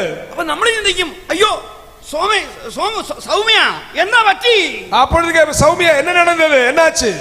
ഒന്നും പറ്റിയില്ല, ஒன்றும் நடக்கவில்லை, ഒരു കൊതുക് പോലും വന്നില്ല, ஒரு கொசு கூட வரவில்லை. കോപത്തിന്റെ മേൽ അടയിരിക്കുകയായിരുന്നു. கோபத்திற்கு மேலே அடை இருந்தார்கள். 4 ദിവസം മുമ്പേ 4 நாட்களுக்கு முன்பாக പാസ്റ്ററും ആന്റിയും കൂടെ വിസിറ്റിന് വന്നപ്പോ பாஸ்டரும் ஆண்டி விசிட்டிங் வரும்போது ഞാൻ എന്ത് കഷ്ടപ്പെട്ടുണ്ടാക്കിയ കേക്കാന്ന് ഒരു വാക്ക് പാസ്റ്ററോട് പറഞ്ഞു. நான் எவ்வளவு கஷ்டப்பட்டு உண்டாக்கின கேக்கு என்று பாஸ்டர் இடத்தில் ஒரு வார்த்தை சொன்னீர்களா? എന്ത് ഉത്സാഹത്തോടാ ഞാൻ ഉണ്ടാക്കിയ കേക്ക് എടുത്തു കൊടുത്തേ. நான் செய்தது எவ்வளவு உற்சாகமாய் பாஸ்டருக்கு எடுத்து கொடுத்தீர்கள். ഒരു വാക്ക് എന്നെ കുറിച്ച് പറഞ്ഞു, ஒரு வார்த்தை என்னை பற்றி பேசினீர்களா? ഒരു നല്ല വാക്ക് പറഞ്ഞു, ஒரு நல்ல வார்த்தை சொன்னீர்களா? എന്നിട്ട് ചായക്ക് പഞ്ചസാര കൂടിയപ്പം പറയുക കുഞ്ഞുമോളെ വേറെ അനത്തിക്കൊണ്ട് വാ. ஆமென். சாய்க்கு கொஞ்சம் சீனி அதிகமான போது குஞ்சுமோளே இது போதாது, வேற ஒரு டீ எடுத்துக்கொண்டு வா என்று ഒരു നല്ല വാക്ക് പറയത്തില്ല, ஒரு நல்ல வார்த்தை சொல்வதில்லை. കുറ്റമുണ്ട് മൈക്ക് കൂടെ വിളിച്ചു പറയും. குறை இருக்குமானால் அது மைக்கு வழியாய் அழைத்து சொல்வது. സംഭവം എന്നാ നടന്നേ? சம்பவம் என்ன நடந்தது? 4 നാൾക്ക് മുമ്പ് 4 നാட்களுக்கு മുൻപ് പൊട്ടിത്തെറിച്ചത് എപ്പോഴാണ്? அது வெடித்து சிதறியது எப்பொழுது? നനഞ്ഞിരിക്കുന്ന പടക്കവും ഇതുപോലുള്ള സമയത്ത് പൊട്ടിപ്പോകും. நனைந்திருக்கிறதான வெடியும் இதே மாதிரி தான் வெடிக்கும். എന്റെ സഹോദരങ്ങളെ, என்னுடைய சகோதரர்களே, ഇതൊക്കെ പഴയ മനുഷ്യന്റെ പ്രതികരണങ്ങളാണ്. இதெல்லாம் பழைய மனிதனுடையதான எதிர்வினைகள். கோபத்தில் നാശത്തിലേക്ക്, அழிவை நோக்கி, ബന്ധങ്ങളുടെ നാശത്തിലേക്ക്, அவன் உறவுகளுடைய அழிவுக்கு நேராக, ഉപദ്രവത്തെ നോക്കി. നാം ഒരാളെ കൈകൊണ്ടടിച്ച് ഉപദ്രവിക്കുന്നതിൽ എത്രയോ കഷ്ടമായിട്ടാണ് വാക്കുകൊണ്ട് മറ്റുള്ളവരെ വെട്ടിമുറിക്കുന്നത്. நாம் கரங்களினால் ஒருவரை அடிப்பதை விட எவ்வளவு மோசமானது நம்முடைய வார்த்தையினால் மற்றவர்களை காயப்படுத்துவது. ദുരാഗ്രഹങ്ങൾ, துரிச்சைகள், ദുർമോഹങ്ങൾ, மோகங்கள், അടക്കി വെക്കാത്ത കോപങ്ങൾ, அடக்கி வைக்க முடியாத கோபங்கள், ഇതൊക്കെ മനുഷ്യനെ കെട്ടിയിട്ടിരിക്കുകയാണ്. இவைகள் எல்லாம் மனிதனை கட்டி வைத்திருக்கிறது. മനുഷ്യനെ അടിമയാക്കി വെച്ചിരിക്കുക. மனிதனை அடிமையாக்கி வைத்திருக்கிறது. ഇതിൽ നിന്നെല്ലാം പ്രവർത്തിക്കുന്ന വിമോചനമില്ലാത്തവരുടെ മേൽ ദൈവത്തിന്റെ കോപം വരികയാണ്. இதிலிருந்தெல்லாம் விடுதலை பெற முடியாதவர்கள் மேல் தேவ கோபம் உண்டாகும். ഇവനെ ഉരിഞ്ഞു കളയുക. இவைகளை எல்லாம் உரிந்து விட வேண்டும். നമ്മൾ എങ്ങനെയാ തുടങ്ങിയത്? நாம் எப்படி ആരംഭിத்தோம்? നമ്മളാരും ലുങ്കിയും നൈറ്റി ഇട്ടോണ്ട് വന്നിട്ടില്ല. நாம் யாரும் ലുങ്കിയും നൈറ്റിയും போட்டுக்கொண்டு வரவில்லை. നമ്മളെ പുത്തൻ ലുങ്കി, പുത്തൻ സാരി എടുത്തു, പുത്തൻ സാരി എടുത്തു, പുതിയതായ சேலை എടുത്തു. സഭായോഗത്തിന് വരുമ്പോഴാണ് അറിഞ്ഞത് അയ്യോ ഒരു കപ്പ് കാപ്പി കൂടി ഇട്ടോണ്ട് പോകാവുന്ന. അവൻ அதாவது சபை கூட்டத்துக்கு வரும்போது தான் தோன்றது ஒரு கப் காப்பி ആറിക്കുമ്പോൾ പൂച്ച ഒരു ചാട്ടം. அவன் காப்பி ஆறி போவதற்கு பூனை ஒரு காரணம்.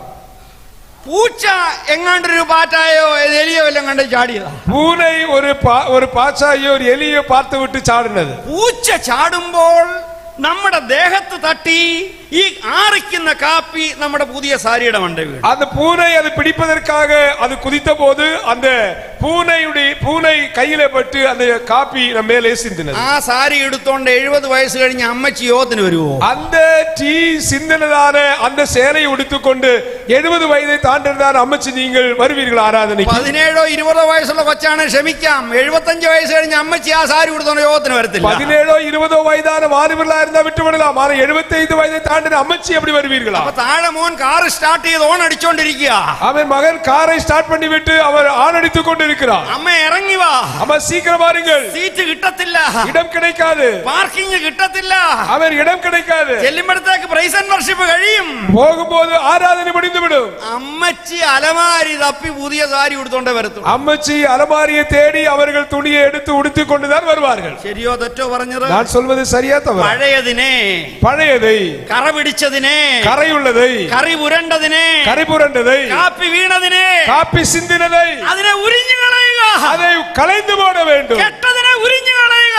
அவன் தேவையில்லாத களைந்து போட வேண்டும். ആദാമ്യ മനുഷ്യനെ അവന്റെ രാഗമോഹങ്ങളോടുകൂടെ ഉരിഞ്ഞു കളയുക. ஆதாமையும் அவனுடைய துரிச்சைகளையும் அவன் களைந்து போட வேண்டும். ദൈവകോപം വിളിച്ചു വരുത്തുന്ന ആഗ്രഹങ്ങളെയും പ്രവൃത്തികളെയും ഉപേക്ഷിച്ചു കളയുക. தேவ கோபத்துக்கு காரணமாய் இருக்கிற இச்சைகளையும் ஆசைகளையும் களைந்து போட வேண்டும். എന്തുകൊണ്ട്? எதற்காக? ദൈവത്തിന്റെ പ്രതിമയായി തീരുവാ. தேவனுடைய சாயலாக மாறுவதற்கு. നിങ്ങൾ കണ്ണാടി ഉപയോഗിക്കുന്ന ഒരു കണ്ണാടി ഒന്ന് നോക്കിക്കേ. நீங்கள் கண்ணாடி பயன்படுத்துகிற கண்ணாடி கொண்டு வந்திருக்கிறீங்களா? ஒரு கழட்டி காட்டுங்க. അല്ലേ, സഹോദരനൊക്കെ കണ്ണാടി കണ്ണയിലല്ല തലയിലാ വെക്കുന്നേ. சகோதரர்கள் எல்லாம் கண்ணாடியை கண்ணிலே வைப்பதில்லை, தலையிலே வைப்பார். കണ്ണാടി ഉള്ളവരെല്ലാം കണ്ണാടി എടുത്ത് കൈ പൊക്കി പിടിച്ചു. கண்ணாடி வைத்திருக்கிற கண்ணாடிகள் எடுத்து கரங்களிலே അപ്പൊ തിരിച്ചു വെക്കാൻ അറിയാവുന്നവർ പൊക്കിയാൻ പിടിച്ചു. அதாவது திரும்பி அதில் கரெக்டா வைக்க தெரிந்தவர்கள் கழட்டி எடுங்க. ഇനി നമ്മുടെ കാണാത്ത കണ്ണുകൊണ്ടാന്നല്ലേ കണ്ണാടി ഒന്ന് നോക്കിക്കേ. இந்த காணாத கண்களை கொண்டு கண்ணாடியை கவனியுங்கள். നമ്മുടെ ചില കണ്ണാടിയിലൊക്കെ, நம்முடைய சில கண்ணாடிகளில் ഇച്ചിരി അഴുക്കൊക്കെ ഇരിപ്പുണ്ട്, கொஞ்சம் அழுக்கெல்லாம் இருக்கிறது. അതുകൊണ്ടാണ് നമുക്ക് വായിച്ചാ കാണാൻ മേലാത്ത. ஆகினால் தான் வாசிக்கும் போது தெளிவாக தெரிவதில்லை. നമ്മൾ പറയാം, എന്റെ മക്കളെ കണ്ണ് പറ്റുന്നില്ലല്ലോ, ആ ലൈറ്റ് ഒന്നുകൂടെ നിട്ടേ. நாம் சொல்லுவோம், பிள்ளைகளை கண் நல்லா தெரியவில்லை, அந்த கொஞ்சம் லைட், ஒரு லைட்டை கூட போடுங்கள் என்று சொல்லுவோம். വല്യപ്പച്ച, കണ്ണിന്റെ കുഴപ്പമല്ല, കണ്ണാടി തുടച്ചിട്ട് കാലങ്ങളായി. ஆமென். அப்பொழுது பிள்ளைகள் சொல்வார்கள், தாத்தா கண்ணாடிக்கு, அதாவது கண்ணுக்கு பிரச்சனை இல்லை, கண்ணாடியை துடைத்து நாட்களாகி விட்டது. കൊച്ചുമോൻ വല്യപ്പച്ചന്റെ കണ്ണാടി എടുത്തു.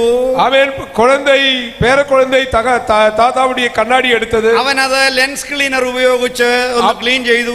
அவன் அதை ലെൻസ് ക്ലീനറെ பயன்படுத்தி அதை ക്ലീൻ ചെയ്താൽ, അതെല്ലാം ക്ലീൻ ചെയ്ത് അവൻ കൊണ്ട് അപ്പച്ച ഇനി ഒന്ന് നോക്കിയേ. அவன் எல்லாம் ക്ലീൻ ചെയ്തു വിട്ട് தாத்தாவிடத்தில் കൊടുத்து, இப்போ இதை போட்டு பாருங்கள் என்று എന്റെ മക്കളെ ഇപ്പൊ നല്ലപോലെ തെളിഞ്ഞു കാണുന്നല്ലോടാ. என்னுடைய பிள்ளை இப்பொழுது நன்றாய் தெரிகிறது.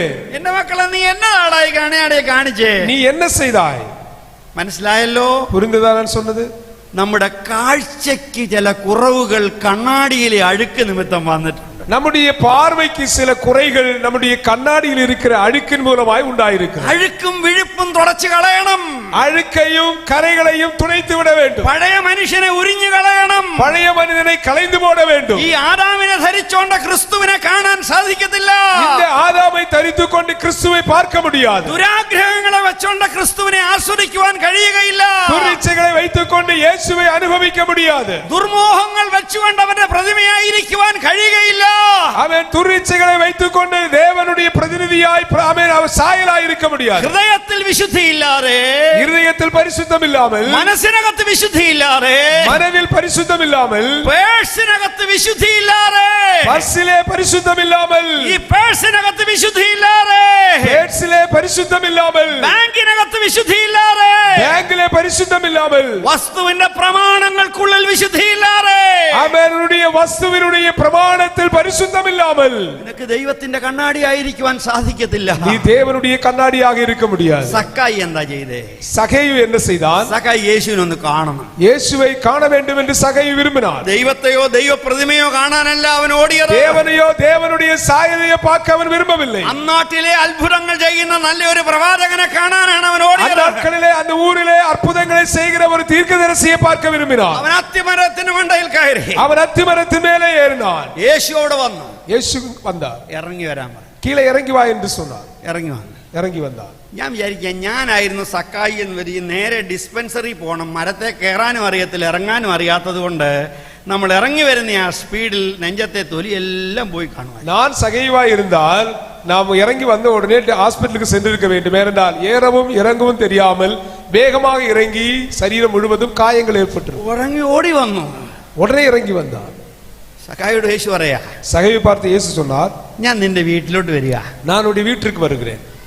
ഞാൻ ഇന്ന് നിന്റെ അതിഥിയാകുക. நான் இன்று உன்னுடைய விருந்தினராக விரும்புகிறேன். ടെലസ്കോപ്പിൽ കൂടെ യേശുവിനെ കാണാൻ നോക്കിയ സക്കായിക്ക് അടിച്ച ലോട്ടറിയെ യേശു പറയാ നിന്റെ വീട്ടിലോട്ട് ഞാൻ വരികയാണ്. டெலஸ்கோப் வழியாக இயேசுவை பார்க்க விரும்பின சகையுவுக்கு அடித்ததான ஒரு பெரிய லாட்டரி என்னவென்றால் இன்றைக்கு நான் உன்னுடைய வீட்டிற்கு வருகிறேன் என்று இயேசு சொன்னது. സക്കായി എന്നാ പറഞ്ഞേ? சகையு என்ன சொன்னார்? എന്തോ ഒരു വലിയ മാനസാന്തരമാ.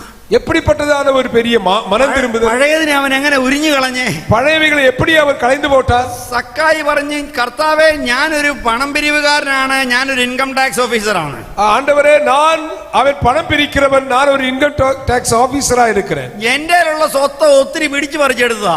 என்னுடைய சொத்தில் இருக்கிறது அதிகமானதும் அநேகரிடத்திலே தவறாய் வாங்கினது, അന്യായമായി പിടിച്ചു പറിച്ചു, அநியாயமாய் வாங்கினது. പിടിച്ചു പറിച്ചതിന് 4 ഇരട്ടി നഷ്ടപരിഹാരം കൊടുക്കാൻ പോവുക. நான் எவைகளை எல்லாம் தவறாய் வாங்கினேனோ அவைகளுக்கு 4 மடங்கு திரும்ப கொடுக்கிறேன். എന്നിട്ട് എന്നാ പറയുന്നേ?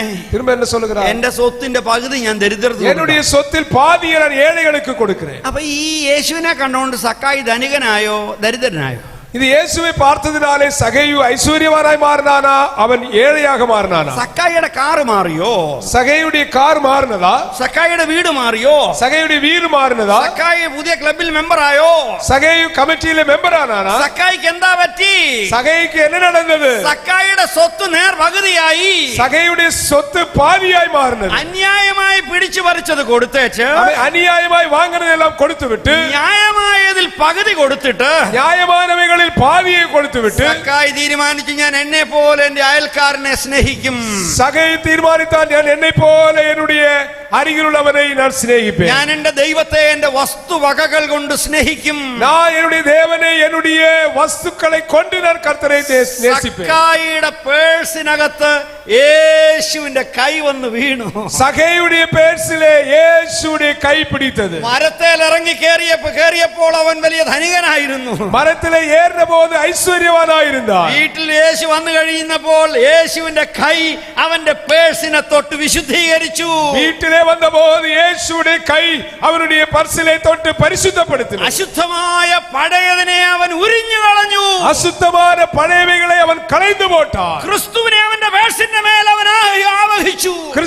ക്രിസ്തുവിന്റെ കൈ അവന്റെ പേഴ്സിന്മേൽ പെട്ടത്. അവനൊരു പുതിയ സൃഷ്ടിയാണ്. അവനൊരു പുതിയ സൃഷ്ടിയാക മാറി. വാത്സല്യമുള്ള സഹോദരി സഹോദരന്മാരെ, അൻപുക്കുரிய സഹോദര സഹോദരികളെ, പഴയതിനെ ഉരിഞ്ഞു കളഞ്ഞ് പഴയവകളെ കളഞ്ഞു പോട്ട് പുതിയതിനെ ധരിക്കുമ്പോൾ മാത്രമേ, പുതിയവകളെ അവൻ അണിந்து കൊള്ളുമ്പോൾ மட்டுமே, ഉരിഞ്ഞു കളയുമ്പോൾ മാത്രമേ, കളഞ്ഞു പോകുമ്പോൾ மட்டுமே ഒരു കണ്ണാടി പോലെ ദൈവത്തെ പ്രതിബിംബിപ്പിക്കുവാൻ സാധിക്കും. കണ്ണാടിയെ പോലെ ദേവനെ വെളിപ്പെടുത്ത முடியும். ദൈവത്തിന്റെ മുഖമായി തീരുവാൻ സാധിക്കൂ. ദേവനുடைய മുഖമായി മാറ முடியும். അദൃശ്യനായ ദൈവത്തെ കാണിച്ചു കൊടുക്കുവാൻ സാധിക്കുകയുള്ളൂ. കാണ முடியாத தேவனை நாம் வெளிப்படுத்த முடியும். ജീവനുള്ള സത്യദൈവത്തെ പ്രതിനിധീകരിക്കുവാൻ സാധിക്കും. ജീവനുള്ള ദേവനുക്ക് നാം പ്രതിനിധിയാக നിൽக்க முடியும். നമ്മുടെ സാക്ഷ്യത്തിന് ആധികാരികതയും വിശ്വസ്തതയും ഉണ്ടായി വരികയും, നമ്മുടെ സാക്ഷിക്ക് ഉണ്മയും പരിശുദ്ധവും இருக்க வேண்டும். നാം എന്താണ് പാസ്റ്ററിൽ കൂടെ പ്രസിഡൻഷ്യൽ സ്പീച്ചിൽ കേട്ടത്? ഞാൻ പാസ്റ്റർ പ്രസംഗം பண்ணும்போது என்ன കേട്ടോ? ദൈവത്തിന്റെ കരുണ, ദേവനുடைய കരുണை, ദൈവത്തിന്റെ കൃപ, ദേവനുடைய கிருபை, ദോഷികളായിരുന്ന നമ്മെ വിളിച്ച്, അവൻ മോശമായി ഇരുന്നവരായി നമ്മെ അവർ അழைத்து, സുവിശേഷത്താൽ കൃപയാൽ കഴുകി, സുവിശേഷത്തിനാൽ കൃപയിനാൽ കഴുകി, വെടിപ്പാക്കി, പരിശുദ്ധമാക്കി, നീതീകരിച്ച്, നീതിമാൻകളാക്കി, പാപമോചനം നൽകി, പാപത്തിൽ നിന്ന് വിടുതலை തന്നു, പുതു സൃഷ്ടിയാക്കി മാറ്റി, പുതു സൃഷ്ടിയാക മാറ്റി, ദൈവത്തിന് അനുരൂപരാക്കി മാറ്റുന്നു. ദേവനുடைய சாயலுக்கு ஒப்பாக மாற்றினார். ആകയാൽ ദൈവം നമ്മോട് പറയുകയാ, ஆகையால் தேவன் நம்மை பார்த்து சொல்கிறார், പഴയതിനെ ഉരിഞ്ഞു കളയുക, பழையவைகளை களைந்து போடுங்கள், ദൈവപ്രതിമയായ ക്രിസ്തുവിനെ ധരിക്കുക. தேவனுடைய சாயலாய் இருக்கிற கிறிஸ்துவை தரித்துக் கொள்ளுங்கள். ഇതിന് ദിവസവും ട്രെയിനിങ് വേണം. இது தினந்தோறும் நாம் செயல்படுத்த வேண்டும். നാൾക്ക് നാൾ പുതുക്കം പ്രാപിക്കണം. ஒவ்வொரு நாள் நாம் புதுமையாக்க வேண்டும். ഒരിക്കൽ കവാത്ത് ചവിട്ടാൻ പഠിച്ചാൽ, ஒரு முறை கவாத்து மிதிக்க படித்தால், ഒരിക്കൽ പിയാനോ വായിക്കാൻ പഠിച്ചാൽ, ஒரு முறை பியானோ வாய்க்க ഒരിക്കൽ கற்றுக்கொண்டால், ബാസ്കറ്റ്ബോൾ കളിക്കാൻ പഠിച്ചാൽ, ஒரு முறை பாஸ்கெட்பால் கற்றுக்கொள்ள படித்தால், നമുക്ക് വല്ലപ്പോഴും എറിയാൻ സാധിക്കുമായിരിക്കും. ஒருவேளை எப்பொழுதாவது நம்மால் எறிய முடியும். ഒരു ടീമിൽ കളിക്കണമെങ്കിൽ, ஒரு டீமிலே விளையாட வேண்டுமானால், ഒരു ക്വയറിൽ പാടണമെന്ന് വരികിൽ, ஒரு கொயரிலே பாட வேண்டுமேயானால், പരിശീലനമായി ആവശ്യമാണ്. അവൻ പயிற்சி மிக அவசியம். ദിനേനയുള്ള പരിശീലനം ആവശ്യമാണ്. ദിനംതോറുമുള്ള പயிற்சி അവசியம். ഈ പഴയതിനെ ഉരിഞ്ഞു കളഞ്ഞ് നീ പഴയവൈகளை കളഞ്ഞു പോട്ട് പുതിയതിനെ ധരിക്കുക എന്ന് പറയുന്നത് പുതിയവൈகளை ധരിത്തുകൊള്ള എന്ന് சொல்வது ദിവസേന നാൾക്കുനാൾ ഉണ്ടാകേണ്ട ഒരു സമർപ്പണവും ഇത് ദിനംതോറും നാൾക്ക് നാൾ പുതുമയാക്ക വേണ്ടിയ ഒന്ന്. ദൈവത്തിന്റെ പരിശുദ്ധാത്മാവ് தேவனுடைய பரிசுத்த ஆவியானவர் നിങ്ങളെ അതിനെ സഹായിക്കട്ടെ. அவர் உங்களுக்கு உதவி செய்வார். ദൈവകോപത്തിന്റെ പ്രവൃത്തികളെ, தேவ கோபத்திற்கு காரணமான கிரியைகளை, ആദാമിന്റെ പ്രതിച്ഛായയെ, ஆதாமுடைய சாயலை, നാശത്തിന്റെ ആഗ്രഹങ്ങളെ, அவன் அழிவினுடைய விருப்பங்களை, വഞ്ചനയുടെ പ്രവൃത്തികളെ, வஞ்சனையுடைய செயல்களை, അതിനെ ഉരിഞ്ഞു കളഞ്ഞിട്ട് அவைகளை எல்லாம் களைந்து போட்டு ദൈവപ്രതിമയെ ധരിക്കുവാൻ, தேவனுடைய சாயலை அணிந்து கொள்ள, ദൈവത്തിന്റെ മുഖം കാണിച്ചു കൊടുക്കുവാൻ, தேவனுடைய முகத்தை காண்பித்துக் கொடுக்க, ദൈവത്തിന്റെ ആധികാരികതയും അനുഗ്രഹവുമുള്ള പ്രതിനിധികളായി തീരുവാൻ, தேவனுடைய அவன் அடிப்படையான அவன் அதிகாரமுள்ளவர்களாய் ஆசீர்வதிக்கப்பட்டவர்களாய் പരിശുദ്ധാത്മാവ് നിങ്ങളുടെ മേൽ വരട്ടെ. பரிசுத்த ஆவியானவர் உங்கள் மேல் வருவாராக. അവൻ നിങ്ങളുടെ മനസ്സുകളെ വിശുദ്ധമാക്കട്ടെ. அவர் உங்களுடைய மனதை பரிசுத்தமாக்குவாராக. അവൻ നിങ്ങളുടെ ഹൃദയങ്ങളെ വെടിപ്പാക്കട്ടെ. அவர் உங்களுடைய இருதயங்களை பரிசுத்தமாக்குவாராக. അവൻ നിങ്ങളുടെ വ്യക്തിബന്ധങ്ങളെ വിശുദ്ധീകരിക്കട്ടെ. அவர் உங்களுடைய தனிப்பட்ட உறவுகளை பரிசுத்தப்படுத்துவாராக. അവൻ ഈ കണ്ണാടിയിലെ വിഴുപ്പെല്ലാം തുടച്ചു മാറ്റട്ടെ. அவர் உங்களுடைய கண்ணாடியில் உள்ள அழுக்குகளை எல்லாம் சுத்தப்படுத்துவாராக. ദൈവപുത്രനെ കാണുവാൻ, தேவகுமாரனை பார்க்க, ദൈവ സ്വഭാവത്തെ കാണുവാൻ, தேவ சுபாவத்தை காண, ദൈവ സ്വഭാവത്തിൽ പങ്കുചേരുവാൻ தேவனுடைய சுபாவத்தில் பங்காளியாக ദൈവത്തിന്റെ പരിശുദ്ധാത്മാവ് നിങ്ങളെ സഹായിക്കട്ടെ. தேவனுடைய பரிசுத்த ஆவியானவர் உங்களுக்கு உதவி செய்வாராக. ഇന്നത്തെ പ്രസംഗത്തിന്റെ ഭാഗം ഒന്ന് മാത്രമേ കഴിഞ്ഞിട്ടുള്ളൂ. இன்றைக்குள்ள பிரசங்கத்தினுடைய பகுதி ஒன்றுதான் ஆயிருக்கிறது. വൈകിട്ട് കർത്താവിന് വെച്ചാൽ രണ്ടാം ഭാഗം അറിയിക്കുന്നതാണ്. தேவன் அனுமதித்தால் இரண்டாவது பகுதியை சாயங்காலம் கேட்கலாம். Praise the Lord.